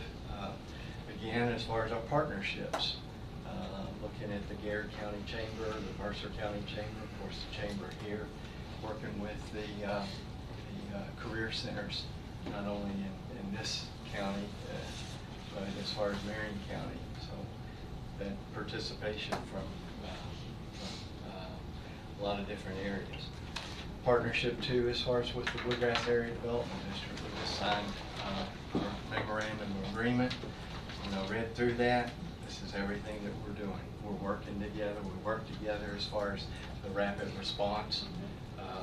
We've had, unfortunately, we had 2 of those, but really trying to make sure that we're keeping our people here and keeping them employed and doing everything that we can, not only from employment, but as far as from a social and family and to help take care of those folks. So working with them in that. So partnership as far as with the high schools, the Pritchard Committee, their grants, and been very active in that. So that's kind of workforce development in a nutshell. We're hitting it hard, and so I'll turn it back over. Thank you.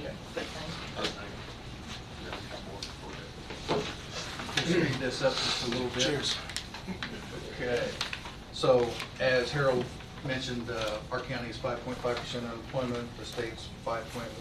This was as of December, and that reflects the Cody, the 266. That's why that number spiked. And you'll see that come down. It's always reported a couple months later. Housing development, we're working with our developers, not only on the housing development, but also the commercial side. CJ May and Ron Paff and those guys on Center Estates development for the projects going out there. In March, you're going to see, well, in the spring, first quarter, you're going to see hopefully the start of the Manish Patel's Home 2 Suites. And then, of course, you know about the hospital expansion. That will be the 3-year project going forward. And we're connecting the hospital folks with some of our local manufacturers for specialty items, maybe furniture, things like that, and gave tours for them to say, hey, this is the product we make locally. You can get made and furniture in the hospital. We've got to build our existing business infrastructure so that they don't take that dollar. It's leakage. We don't want that dollar going out of the county. We want to keep it here circulating. Home 2 Suites is coming pretty quick. We also, like I mentioned, we're excited about that. And the opportunities that'll bring for Center College, more conferences, more conference play, more nights, which helps with tourism and the bed tax and turnaround for the tourism. And the Home Suites is nice because they're actually like a long-term. They're extended stay. Extended stay. It's nicer extended stay. So that'll free up some of the other hotels that are not, which is nice. Exactly, and give more opportunity for some others to be built as well. So one of the things we're proud of is networking with our companies, making them realize Danville, Boyle County is a place to do business. Great people, great workforce. Opportunity we had to host Partner Mega Group last fall. They flew their board of directors in to tour the facility, the Mega, and potential expansion coming up in the next couple of years. So we put this sign at the airport. They flew their Gulfstreams in. Those are the 3 tail fins of their planes. So the board of directors was hosting. We had a sign put up in their boardroom. So they thought it was nice that the community recognized that they were coming here. And hey, we're appreciated. That's important for any business. I don't care if you're a welding shop, a mechanic shop, an ice cream shop. And we go in and we say, thank you for doing business here. Thank you for hiring here. Thank you for investing here. It's tough. Business is tough. So they need to realize that we want them here doing business. I don't care if it was the local guy who was out here, ran a car wash. I was talking to earlier this morning. I said, thank you for doing business. Those small things matter. They can go do business anywhere. Again, thank you. If there's any specific questions, I'll try to answer them. If you didn't have to deal with a certain area in the county, my little area, I'm sure he'd have a lot more time, but I don't know how you get all that done, but I really do appreciate what you've done for our area and Junction City Matters, and it's just amazing. He's given us so much guidance on how, and we did get our letter. We are a nonprofit now, Junction City Matters, and he helped, teach us how to go about these things. So it's invaluable what he's done. I'm truly amazed. I appreciate all three of them. They hear me. They all know me real well, and they're like, "Oh, she's at the door." They don't squint or anything, but I know everything. So the community development side is things that we do work with, whether it's, historic preservation, how to save a building, preserve a building, make space available. It's easier to renovate a space and keep it rather than tear it down, try and build new. So we want to encourage that. It is expensive. And, there's a few steps. It's a long process, but if we can help, write the not-for-profit application and get an EIN number to build capacity in other communities, it's just going to help us out. We've also put in, one of the things I forgot to mention, we wrote an application for KPDI, Kentucky Product Development Initiative, in partnership with the EDA for the Boyle County Industrial Foundation for the John H. Siegel Road, which will be open up to about 30 to 40 acre, two sites, multiple sites, 34 acres, so we can use that for more product development. Awesome. So, yes, sir. Couple of things. I'm going to credit my colleague down the table there, Magistrate Cullen, that I wish he hadn't been right, but there is this slowdown in urban in Kentucky right now, at the point where our oldest and one of our largest in Louisville had a major layoff announced just last month. And Jason said, slow go here, be careful, because this will not be a long term. It'll be a long term, just as 250 years old, but the growth won't be there. I'm hoping that I'm wrong about something, serving back-to-back EDP terms on the board at the behest of the court. I've said many times, Josh, you heard it, this idea of site-ready buildings measured to the hilt so that you've got 18 feet rather than 14 feet and all that. And you heard me time and time again say that traveling all over the Commonwealth of Kentucky, there were sites like that where $1 million buildings and more were built, and the farmers were mowing grass for hay and nothing was going on. I could even make a case against my argument back there right now, Judge. I know I could. But I'm still concerned that we be very, very careful about expenditures of site-ready buildings.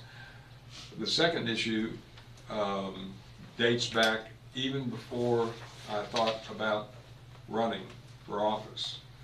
So that's 7 or 8 years ago. Time and time again, I brought up, we have a cadre of folks just down the road here at Center College. The average one, when they get out of here and go back to Wyoming, Florida, Texas, Japan, Germany, after graduation, why don't we get their email addresses? And before John Roush retired, so it would have to be re-upped and done again, we have the Brass Band Festival here every year. A specific invitation agreed to by Dr. Roush, but we'd have to renegotiate it now with our new president. They would send out a brass band and or other events that we would hold in this community. Come on back for a homecoming, and oh, by the way, you might be staying in Germany, but we've got folks here who've invested from Germany. That never happened. And it's just an open invitation to young people who know who we are because they spent 4 or more years here. And it's just a simple punch of a button to thousands of young to middle-aged people who might say, you know, I haven't been back there in a while, and I'm making pretty good money with my corporation, and my bosses in Japan are saying, look what Toyota did 40-some years ago. So please, I'll go with you to meet with the president, and that is just a punch of a button if they'll agree to it, as was previously set up. I can't speak to what's happened in the past, but what I can say is initiatives like that, we work through CenterWorks, and it sounds simple. Should be a cakewalk. Should be cakewalk. Don't know the privacy concerns or what they can do, but Brass Man meets today at 1. They were reluctant to give us the email, fine. They may got not, the but computer they could do it on behalf of Center and say, hey, this is. So there are opportunities like that, working with our existing industries, businesses, that we can capture some of that. So we hope to continue to market it. We market through different ways. I mean, ours specifically work with developers, site selectors in real estate. So. Thank you. And just networking in general. Anything else for JJ? Thank you for all you do. Yeah. Thank you for your leadership. Thank you. Thank you for the report. If it wasn't for your support, we wouldn't be here. Literally. I mean, that's why we're here. Thank you for helping to make Boyle County bigger and better. Trying to. Absolutely.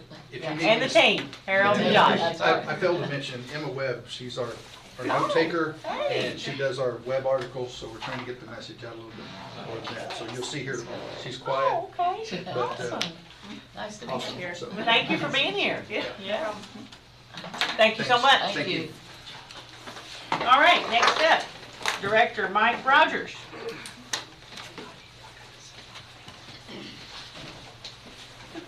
Come on down. Y'all have a good day. I think they're coming back. Oh, okay. Thank you, Judge and Fiscal Court. We have just a simple agreement, a ride time agreement, very run-of-the-mill. They're all pretty standard that need to be approved today, so we can proceed with that. Make a motion, we approve. Second. I have a motion by Magistrate Cullen, a second by Magistrate Sleeper. Any discussion? Oh, well. My ear's not here correctly. Okay, I'm looking down. It was Ellis and Gabe. Sorry. I'll take credit for it. That's all right. Combined, we sound like sleepers. Let's correct that. Motion by Magistrate Gay, second by Magistrate Ellis. Any discussion? No. Motion by Magistrate Cullen, second by Magistrate Ellis. I had it all half right. Okay. Counselor, any Cullen insurance and aspects to this that we Ellis. need to look at? And silt. So, No, all of our students are employees, so. I have to look up from now on because I was just listening. All right, all those in favor of the motion signify by saying aye. Aye. Any opposed, nay? Motion carries. Now that we know who made the motion in the second. Thank you. All right, next up, Sheriff Bonham. Good morning, everyone. Hello. Ooh, got a lot of questions here. All right. Hoping I wouldn't be the fastest one. I think Mike beat me. Just here to present you all our fourth quarter amended 2024 budget, Okay, and for you guys to hopefully approve. okay, have a motion to approve. Yes. Second. Magistrate Gay, second by Magistrate Cullen. Any discussion? We'll get you signed. I know, really. Okay, all those in favor of the motion signify by saying aye. Aye. Any opposed, nay? Where's that check? Motion carries. Well, that's what I was gonna make the joke, is that if you guys approve it, I'll give you this check. Here's the Okay. check for $87.49.54. 8749.54. And that is your excess fees for Yes. 2024? Yes, ma'am. Okay, awesome. And if you don't care to sign Okay. that and that for me, please. I'll let you fill in the rest. Yes, ma'am. Okay. I think last year I gave you guys a check and you gave it back. Is that what you're asking? No. It was, we had a cruiser down, so. Oh, well, good thing you don't have a cruiser down now, huh? Right. Anything else you want to report? Don't hold, don't. While you're here? No, just, thank you all for your continued support, and, Boyle County is a better place because you all help us, do our job effectively, so I appreciate you all. Thank you very much. We appreciate you. All right. Yeah. I'll be outside. My feet have gone numb back Okay, there. all right, thank you. Okay, next up, Treasurer Shannon Green. Come on down. Have the monthly treasurer's settlement for January. Okay, Anything you want to say about it? Okay. Acknowledged? Okay. And an agreement? I have an agreement. Okay.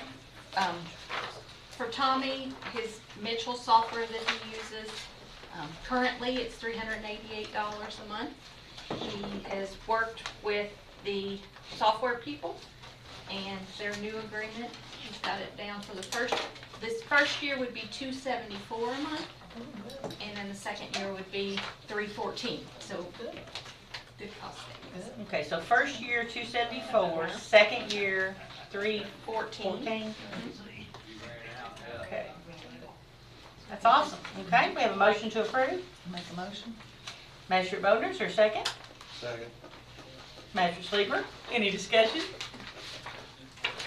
All right, all those in favor of the motion signify by saying aye. Aye. Any opposed, nay?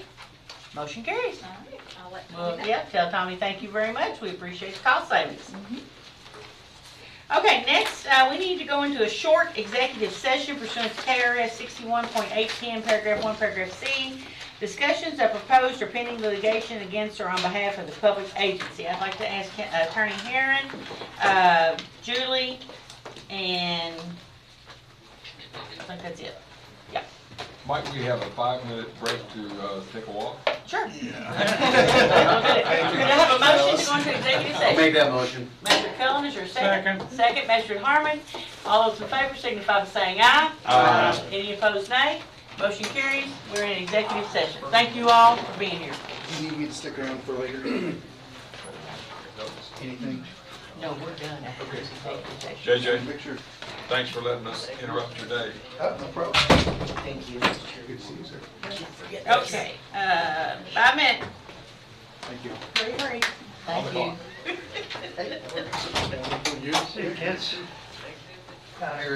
Thank you, Rick.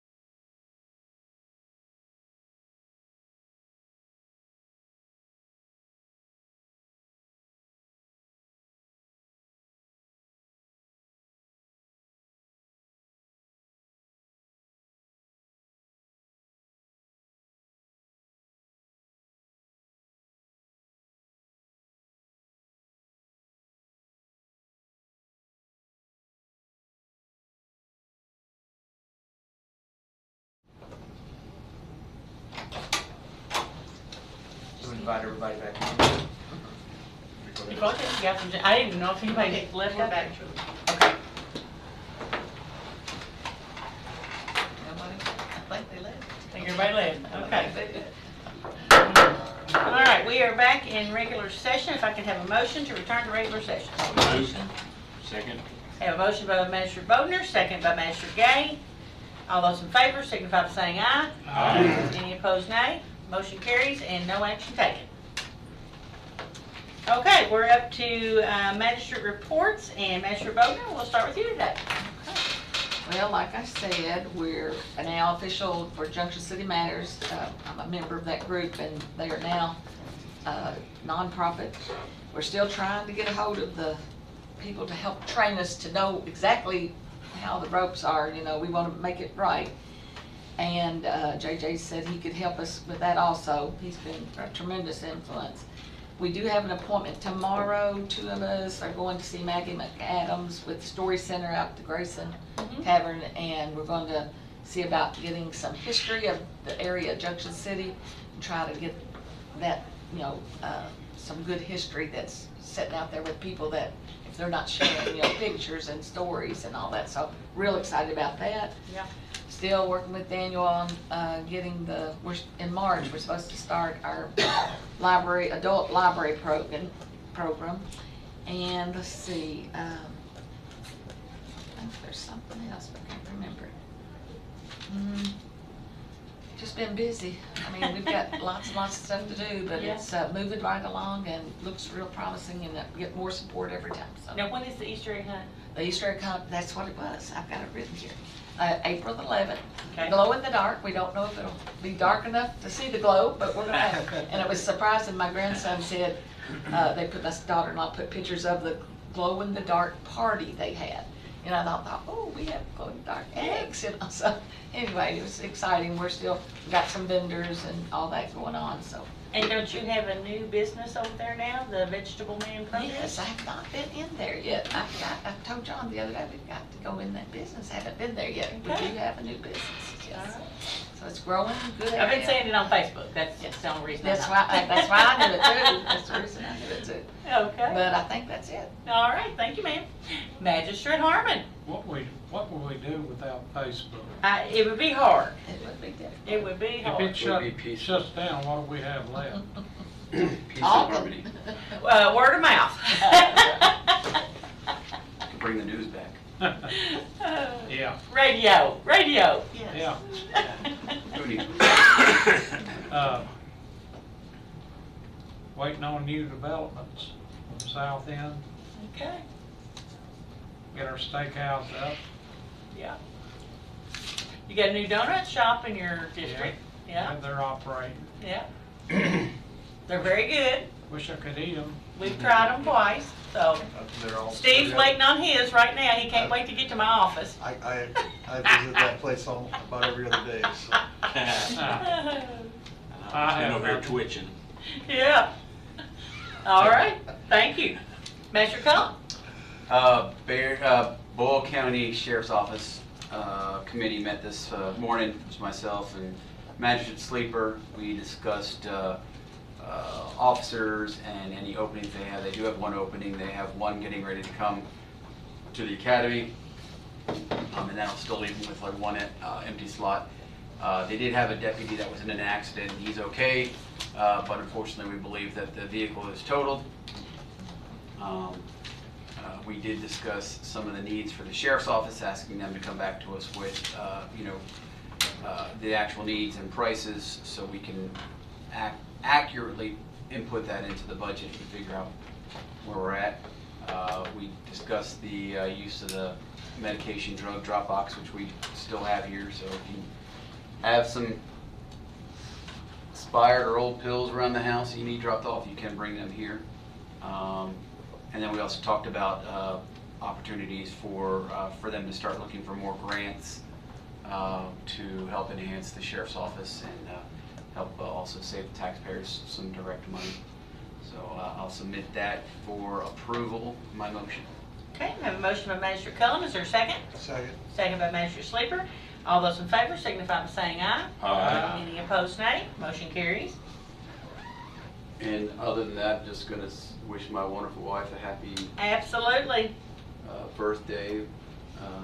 I was nice and I got her something that said 25 times 2 as her birthday. Yeah, well, happy birthday to Mrs. Cullen. She does not look her age, I'll tell you that. So anyway, but yeah.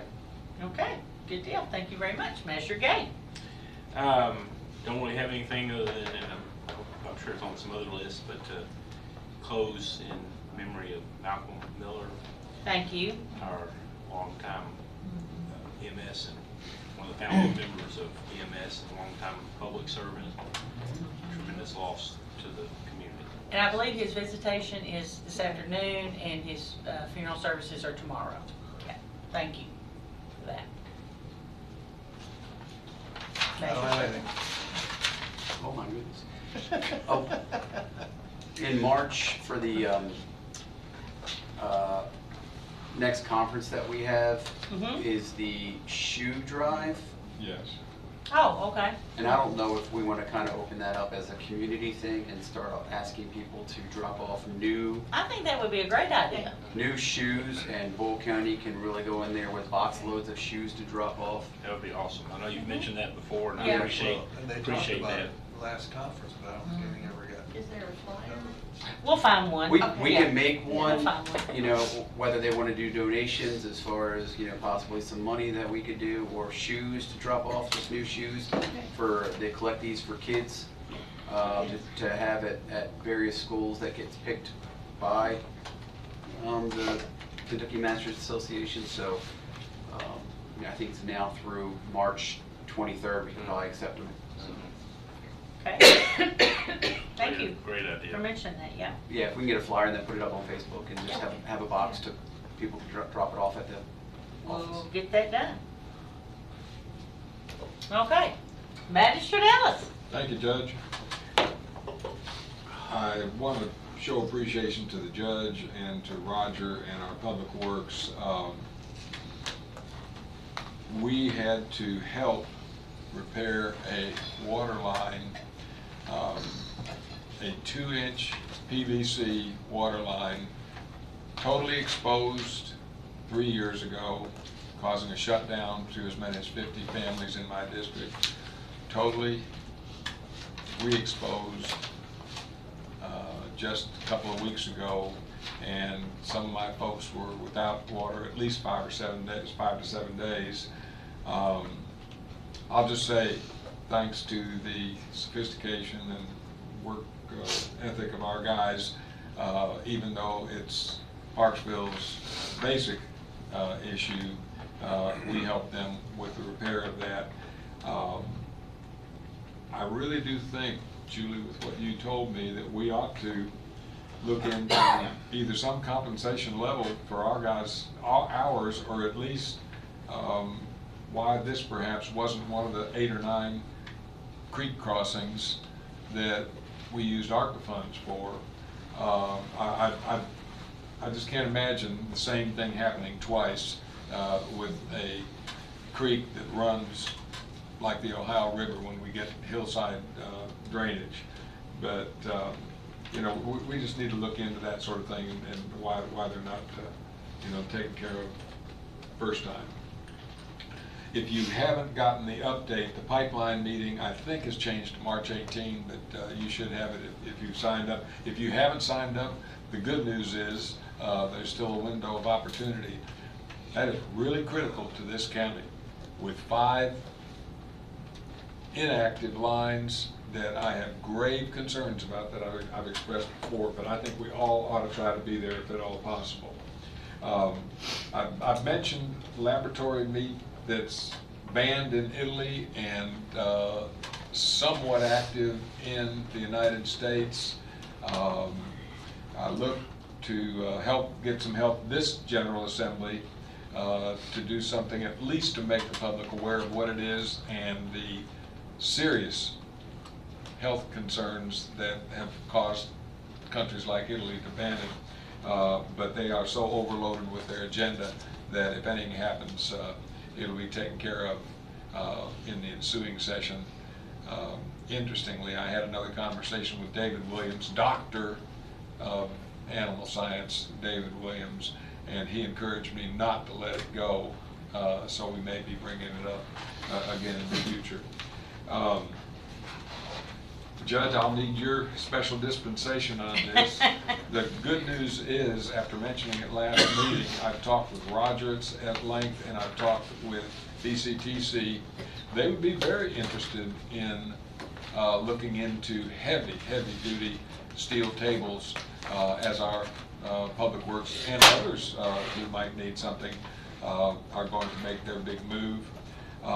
It would require that we delay the bench, the single bench preparation in order to jump off and do this, but the immediate need to me is what Roger has with Public Works. So Judge, if you'll give the green light, I'll continue to pursue that with Mr. Coffey. Absolutely. And that's a different Mr. Coffey.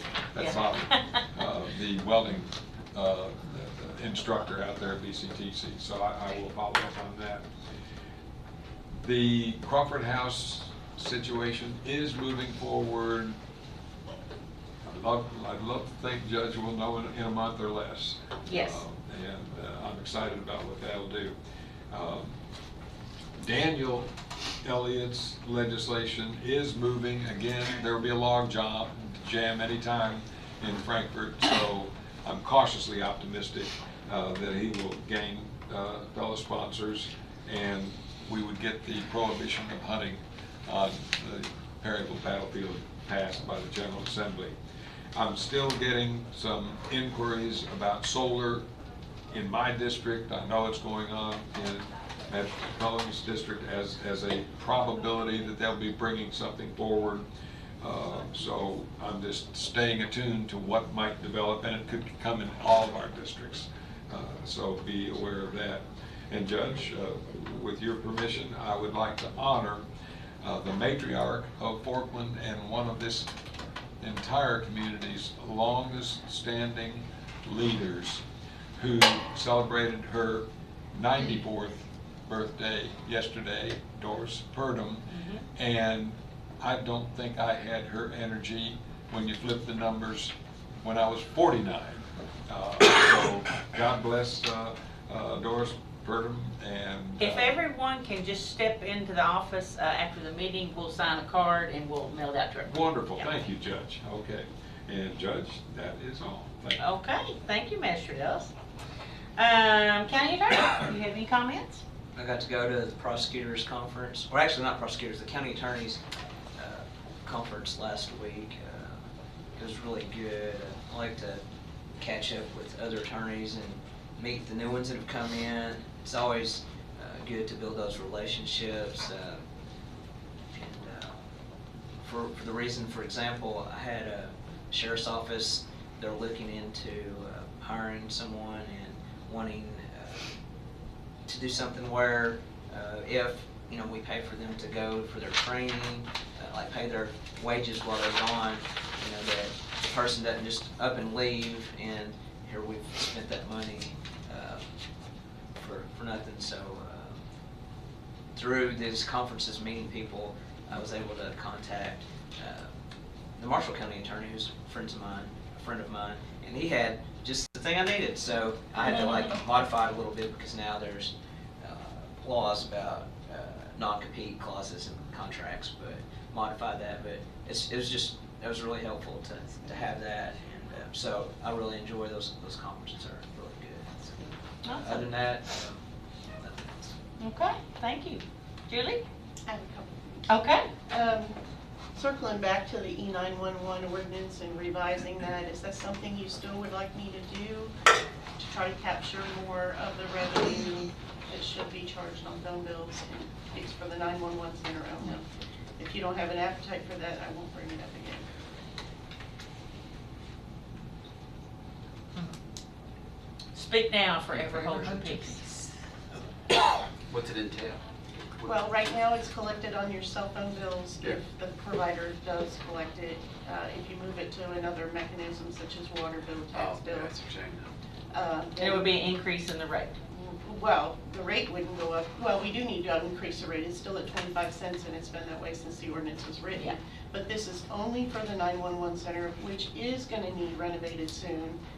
Technology changes every day, and we will end up footing the bill for that if we don't do this. We will with the city. There's just time. It's time. So whether I don't want to do it and put it in front of you and not want to do it. So. Or we look at outsourcing or 911, depending on how much it costs. We still have to collect it for the city. I understand that, but Yeah. what does it mean? We have to foot the bill for a new building or whatever? What they want to So do? I'm not saying a new building, it's just their computer Upgrade. technology needs upgraded over time, and they're worried about that, we're worried about that. We're still charging the same rate we charged in, I don't know, the 80s, 90s, whenever that was passed, I don't remember now, but it's not any revenue that benefits us, other than we don't have to earmark money to upgrade the 911 center. Anybody want to make a motion for Julie to proceed with an ordinance to upgrade the fees and Collection mechanism. thank you, Yeah. for the 911 center. Okay, I'll put that Okay. one in the file. All right.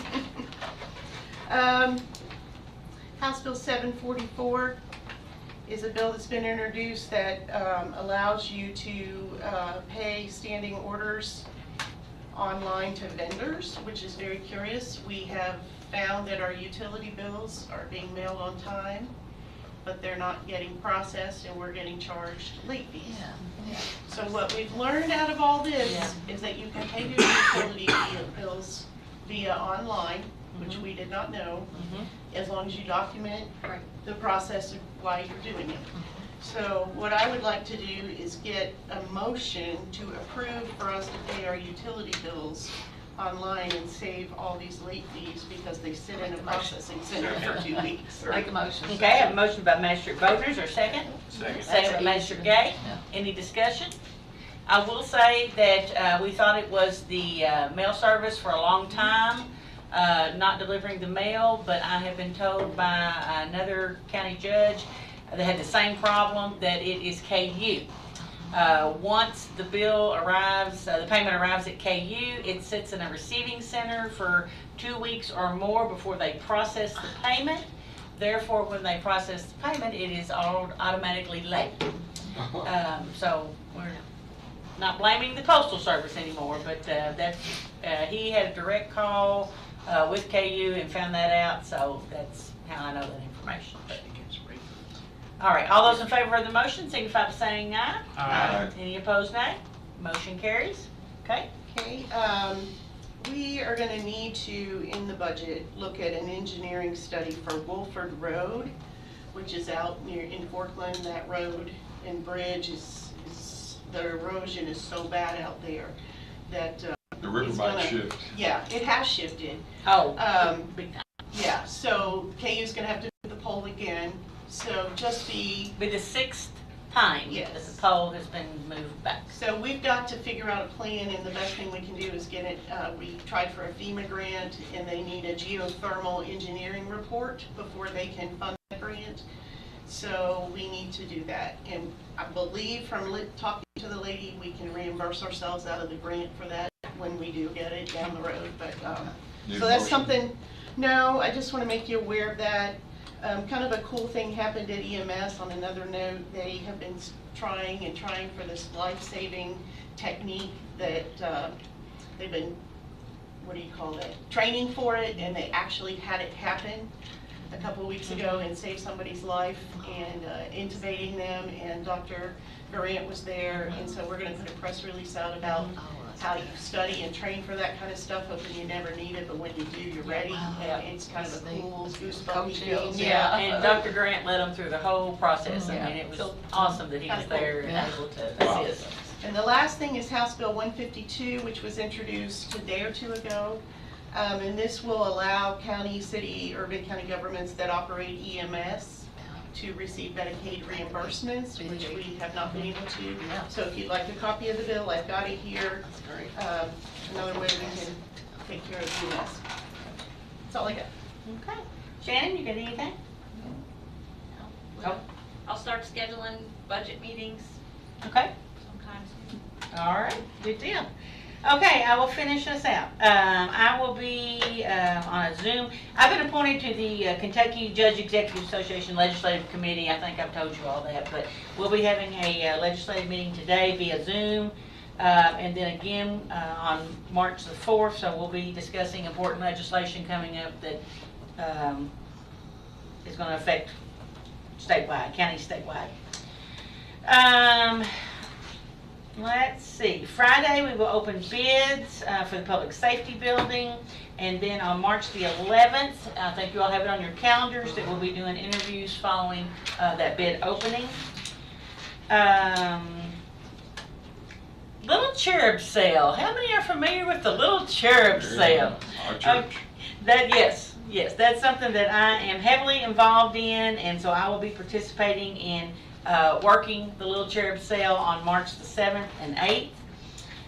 It's a wonderful fundraiser that they do, and they share so much of the funding that they receive with other nonprofits and help them to be able to do things that they otherwise wouldn't have the funding to do. So if you have a child or a grandchild and want to come out and check out the sale, it's awesome prices, lots of good baby clothes and kids' toys and things. So, you know, it's worth your while to come out and shop. So I want to throw that out there. If you don't know the location, it's Centenary right there. At Yes, the Centenary entrance to the park. Methodist Church, or yes, Centenary Methodist. Thank you, Tom. Good to give the location. Okay, also, I want you all to put on your calendars March the 20th, 21st, or 22nd. The courthouse will have 2 unveilings. Comic relief.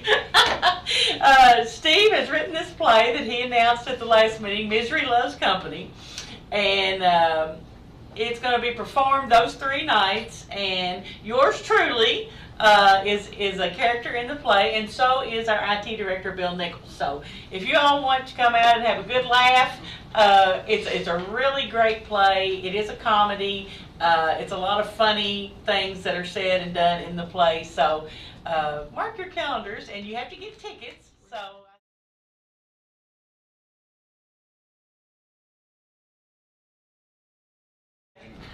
Get the link that way to get tickets, yeah. Okay. Magistrate Sleeper should understand that some of us who are low tech but get his emails, it's almost an affront to my intelligence that I have to admit that I can't go that route. You can also, a Sunday you can go see Kathy and get tickets. There you go. There you go. We do have that backup plan for guys. So my character will be Sheriff Daisy Glock, and Bill's character is Reverend Richard T. Greenback. Richard D. Greenback, and it's just gonna be really funny.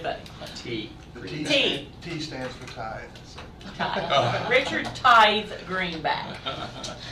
All right, and that's all I have other than when we make our motion to adjourn, we want to adjourn in memory of Malcolm Miller. Malcolm was a really good friend of mine for years and years and years. You know, he helped make EMS what it is today. He helped pave the way for the wonderful team that we have today out at EMS, and he was a good person, and he did a lot of good things for the community. He was very loyal to Boyle County and everything that he did. So just prayers for his family and his children, and so we have a motion to adjourn. So moved. Pastor Gates, or a second? Second. Pastor Sleeper. All those in favor signify by saying aye. Aye. Any opposed, nay? Motion carries. Cards in your office. Yeah, I'll get a card and we'll all go inside. More importantly, the donuts are.